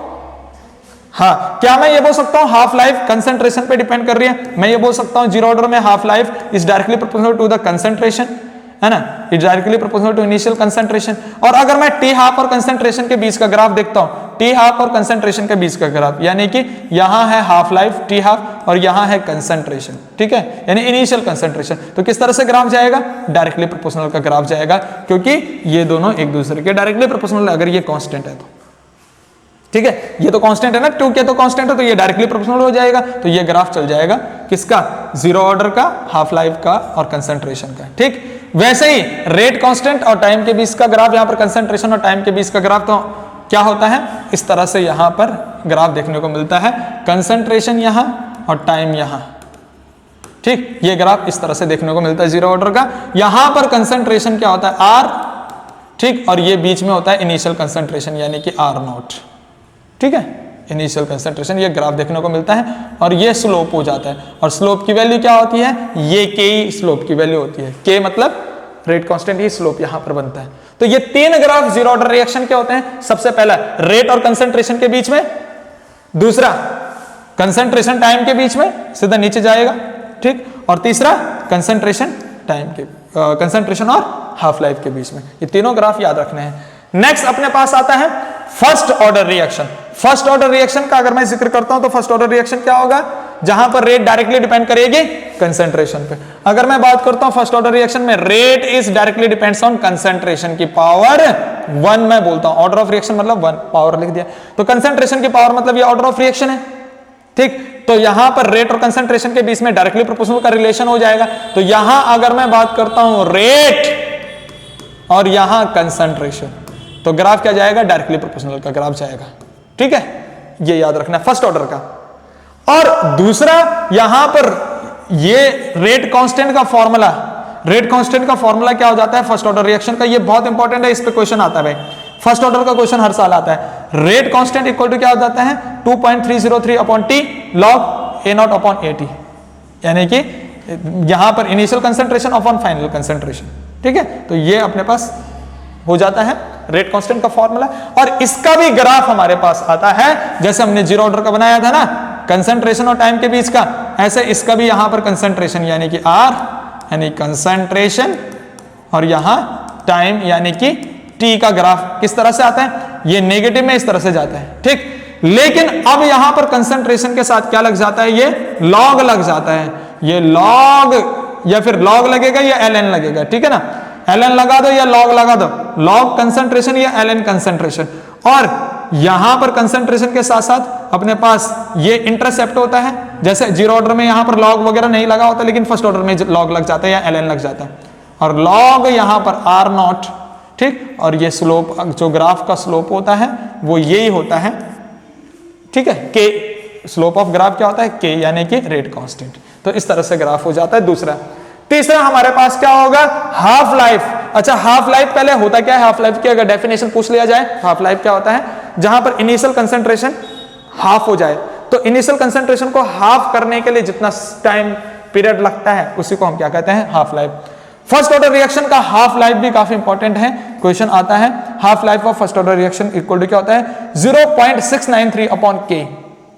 ठीक, तो ये के अपने पास रेट कांस्टेंट है, यहां से निकालोगे के की वैल्यू रखोगे तो हाफ लाइफ आ जाएगा फर्स्ट ऑर्डर रिएक्शन का, काफी इंपॉर्टेंट। अच्छा, इन नोट्स में तो हमारे पास pseudo first order reaction mention नहीं है, लेकिन सूडो फर्स्ट ऑर्डर रिएक्शन काफी इंपॉर्टेंट होती है। सूडो फर्स्ट ऑर्डर रिएक्शन को तुमने स्टार करके कर लेना भाई, pseudo first order reaction, pseudo first order reaction, क्योंकि आता है पेपर में सूडो फर्स्ट ऑर्डर रिएक्शन। अच्छा, होता क्या है pseudo first order reaction, pseudo का मतलब false, false first order reaction, यानी कि ऐसी रिएक्शन जिसमें मॉलिक्युलरिटी एक से ज्यादा या एक से ज्यादा पॉसिबल हो सकती है, लेकिन ऑर्डर ऑफ रिएक्शन एक ही होगा। यानी कि मॉलिक्युलरिटी तो क्या हो सकती है, मॉलिक्युलरिटी 1 हो सकती है और मोर हो सकती है, एक या उससे ज्यादा हो सकती है। लेकिन ऑर्डर ऑफ रिएक्शन की बात करते हैं, ऑर्डर ऑफ रिएक्शन क्या होगा, 1 होगा। उसी को हम क्या कहते हैं, pseudo first order reaction. Example क्या याद रखना है, एग्जाम्पल क्या याद रखना है कि एक्चुअली अगर मैं यहां पर डेफिनेशन पे भी चल दूं, ये तो हमने लिखना है कि मॉलिक्युलरिटी 1 और मोर देन 1, लेकिन ऑर्डर ऑफ रिएक्शन 1। दूसरे डेफिनेशन क्या बोल सकते हैं कि ऐसी रिएक्शंस जो हमें लगता है कि ये फर्स्ट ऑर्डर है, लेकिन एक्चुअली में फर्स्ट ऑर्डर नहीं होती है। ठीक है ना, तो वो चीज अपने पास, यानी कि जैसे एग्जांपल में अपने पास आ जाएगा हाइड्रोलिसिस, हाइड्रोलिसिस की रिएक्शन अपने पास। हाइड्रोलिसिस किसका, जैसे एस्टर हाइड्रोलिसिस बात कर रहे हैं, एस्टर हाइड्रोलिसिस कर दो, चाहे शुगर केन शुगर हाइड्रोलिसिस यानी सुक्रोज, केन शुगर हाइड्रोलिसिस कर दो। ठीक, एस्टर की हाइड्रोलिसिस कर लोगे तो किस तरह से रिएक्शन होगी, जैसे एस्टर हाइड्रोलिसिस में कर रहा हूं ना एस्टर, तो यहां पर क्या होगा, या एस्टर या शुगर की बात करो, मान लीजिए सुक्रोज है, C12H22O11, ये है सुक्रोज, इसका हाइड्रोलिसिस कर रहे हो वाटर के द्वारा, तो आगे क्या हो रहा है C6H12O6 प्लस C6H12O6। तो इस तरह से अपने पास क्या हो जाएगा, सुक्रोज का हाइड्रोलिसिस हो जाएगा शुगर का। ऐसे ही हम बात करेंगे, तो जब इसका हाइड्रोलिसिस कर रहे हैं तो इसका रेट किस तरह से लिखा जाएगा, रेट इक्वल टू के, और कंसंट्रेशन केवल और केवल क्या लिखा जाएगा, सुक्रोज। भाई मॉलिक्यूल तो यहां पर सुक्रोज का भी है और वाटर का भी है, तो मॉलिक्युलरिटी तो 2 होगी, लेकिन ऑर्डर यहां पर केवल अगर लिखेंगे, अगर मैं यहां पर रेट लिखता हूं तो रेट इक्वल टू के और कंसंट्रेशन केवल सुक्रोज का आएगा, यानी कि C12H22O11 की पावर 1। ठीक, तो यहां पर H2O हम यहां नहीं लेते हैं, क्योंकि H2O क्या होता है, एक्सेस अमाउंट में होता है, और एक्सेस अमाउंट वाली चीज को हम ऑर्डर ऑफ रिएक्शन में नहीं लिखते। तो हाइड्रोलिसिस वाली केस में वाटर एक्सेस अमाउंट में होता है, या फिर कंबशन रिएक्शन लिख सकते हो, ऑक्सीडेशन वाली, जहां पर किसी भी हाइड्रोकार्बन का ऑक्सीजन के साथ रिएक्शन करते हो तो प्रोडक्ट कंबशन रिएक्शन का हमेशा CO2 और H2O ही बनता है। ठीक है, तो वो वहां पर भी चीजें अपने पास क्या हो जाती हैं, वहां पर O2 को नेग्लिजिबल कर दिया जाता है, हटा दिया जाता है, जैसे यहां पर वाटर को एक्सेसिव अमाउंट वाटर को हटा दिया, वहां पर एक्सेसिव अमाउंट ऑक्सीजन को हटा देते हैं। तो चाहे हम बात करें कंबशन वाली रिएक्शन, चाहे हम हाइड्रोलिसिस वाली रिएक्शन की बात करते हैं, तो वो यहां पर क्या होता है, सूडो फर्स्ट ऑर्डर रिएक्शन हो जाता है। ठीक है, और ऐसे अगर जीरो ऑर्डर की रिएक्शन कोई पूछता है तो जीरो ऑर्डर की रिएक्शन क्या हो जाती है, जैसे जो कंसंट्रेशन पे डिपेंड नहीं कर रही, जैसे फोटोसिंथेसिस रिएक्शन है, फोटोकेमिकल रिएक्शन सारी की सारी क्या हो जाती है, जीरो ऑर्डर रिएक्शन, क्योंकि वो सनलाइट पे डिपेंड कर रही है, कंसंट्रेशन पे डिपेंड नहीं कर रही है रिएक्टेंट की। ऐसे कैटालिटिक रिएक्शन भी जीरो ऑर्डर रिएक्शन हो जाती है, क्योंकि वो कैटलिस्ट पे डिपेंड करती है, ठीक है, यानी कि कंसंट्रेशन पे डिपेंड नहीं करती है जीरो ऑर्डर रिएक्शन, तो वो अपने पास जीरो ऑर्डर हो जाती है। सूडो फर्स्ट ऑर्डर का याद रखना है कौन कौन सा, हाइड्रोलिसिस या फिर कंबशन। हाइड्रोलिसिस चाहे एस्टर का कर दो चाहे शुगर का कर दो, ठीक है, तो यहां पर सूडो फर्स्ट ऑर्डर रिएक्शन भी कंप्लीट होता है। नेक्स्ट हम देखते हैं गैसेस इक्वेशन की अगर बात करते हैं, यहां पर नेक्स्ट एंड अरेनियस, ये तो गैसेस इक्वेशन के लिए है, गैसेस स्टेट के लिए अपने पास ये वाला याद रख सकते हो, rate constant equal to 2.303 upon T log, ठीक है, गैस का प्रेशर यहां पर दे रखा है ना, initial pressure upon total pressure कर सकते हैं हम गैसेस स्टेट में, ठीक है। नेक्स्ट हम बात करें अरेनियस इक्वेशन। अरेनियस इक्वेशन काफी इंपॉर्टेंट है, पूछी जाती है पेपर में अरेनियस इक्वेशन। अरेनियस इक्वेशन के यानी रेट कांस्टेंट इक्वल टू ए ई की पावर माइनस ई ए अपॉन आर टी, ठीक है। ए अपने पास क्या अरेनियस फैक्टर है, जिसको फ्रीक्वेंसी फैक्टर के नाम से भी जानते हैं, ये ए, के तो रेट कांस्टेंट है, अच्छा, ई क्या है, एक्सपोनेंशियल फैक्टर होता है, और ई ए क्या है, यहां पर एक्टिवेशन एनर्जी, आर क्या है, गैस कांस्टेंट, और टी क्या है, टेम्परेचर, वो भी केल्विन में, ठीक है, ये याद रखना है। इसकी जो ये इसको अगर हम लॉग लगाते हैं तो लॉग लगाने पर ये खुल जाता है, और फिर दो टेम्परेचर वाला इक्वेशन इसका याद रखना है, इससे क्वेश्चन पूछा जाता है, ठीक है, ये वाला इक्वेशन इसका याद रखना है। ये तो हम सिंपल इक्वेशन है, जब हमारे पास दो टेम्परेचर के लिए फॉर्मूला कभी आता है या फिर दो टेम्परेचर का क्वेश्चन कभी आता है, तो हम इस वाली फॉर्मूले को याद रखेंगे कि log K2 upon K1 is equal to EA upon 2.303 R, और ब्रैकेट में 1 upon T1 minus 1 upon T2, ठीक। यहां डायरेक्ट 2.303 R की वैल्यू क्या होती है, यहां पर गैस कांस्टेंट की वैल्यू होती है 8.314। अगर इस वैल्यू को यहां पर रखते हैं तो क्या हो जाएगा फॉर्मूला, log K2 यानी कि दूसरा रेट कांस्टेंट अपॉन पहला rate constant equal to EA activation energy upon 2.303 into R का मल्टीप्लाई करोगे तो क्या आएगा 19.1, तो सीधा तुम यहां पर 19.1 रख सकते हो, और ब्रैकेट में 1 upon T1 minus 1 upon T2, ये वाला फॉर्मूला याद रख सकते हो, ठीक है। यहां नहीं है 2.303 आर को बार बार रखोगे, सीधा इससे बढ़िया जो है 19.1 19.1 रख सकते हैं, ठीक। लास्ट जो यहां पर टॉपिक रहता है अपने पास collisions theory, Arrhenius collisions theory. यहां पर फॉर्मूला बनता है rate equal to PZAV e की power E upon RT। ZAV क्या है, कोलिजन फ्रीक्वेंसी है रिएक्टेंट A और B की, P क्या है प्रोबेबिलिटी फैक्टर्स, और E क्या है एक्सपोनेंशियल फैक्टर, EA क्या होता है एक्टिवेशन एनर्जी, R क्या है वही गैस कांस्टेंट, और T टेम्परेचर होता है केल्विन में, तो ये भी याद रख सकते हैं। तो इस तरह से हमारे पास क्या हो जाता है, पूरा का पूरा केमिकल काइनेटिक्स भी कंप्लीट होता है, और पूरी की पूरी फिजिकल केमिस्ट्री भी कंप्लीट होती है, ठीक है। कोई डाउट है तो पूछ लेना, वरना अब तो हमारे पास सारी ऑर्गेनिक वाला भी पोर्शन कंप्लीट हो चुका है, इनऑर्गेनिक भी कंप्लीट हो चुका है, और फिजिकल भी कंप्लीट हो चुका है, ठीक है। ये तीनों ही चीजें कंप्लीट हो चुकी है इस सीरीज में। कोई डाउट है तो पूछो। सक्सेस मतलब ग्लोबल वेलनेस।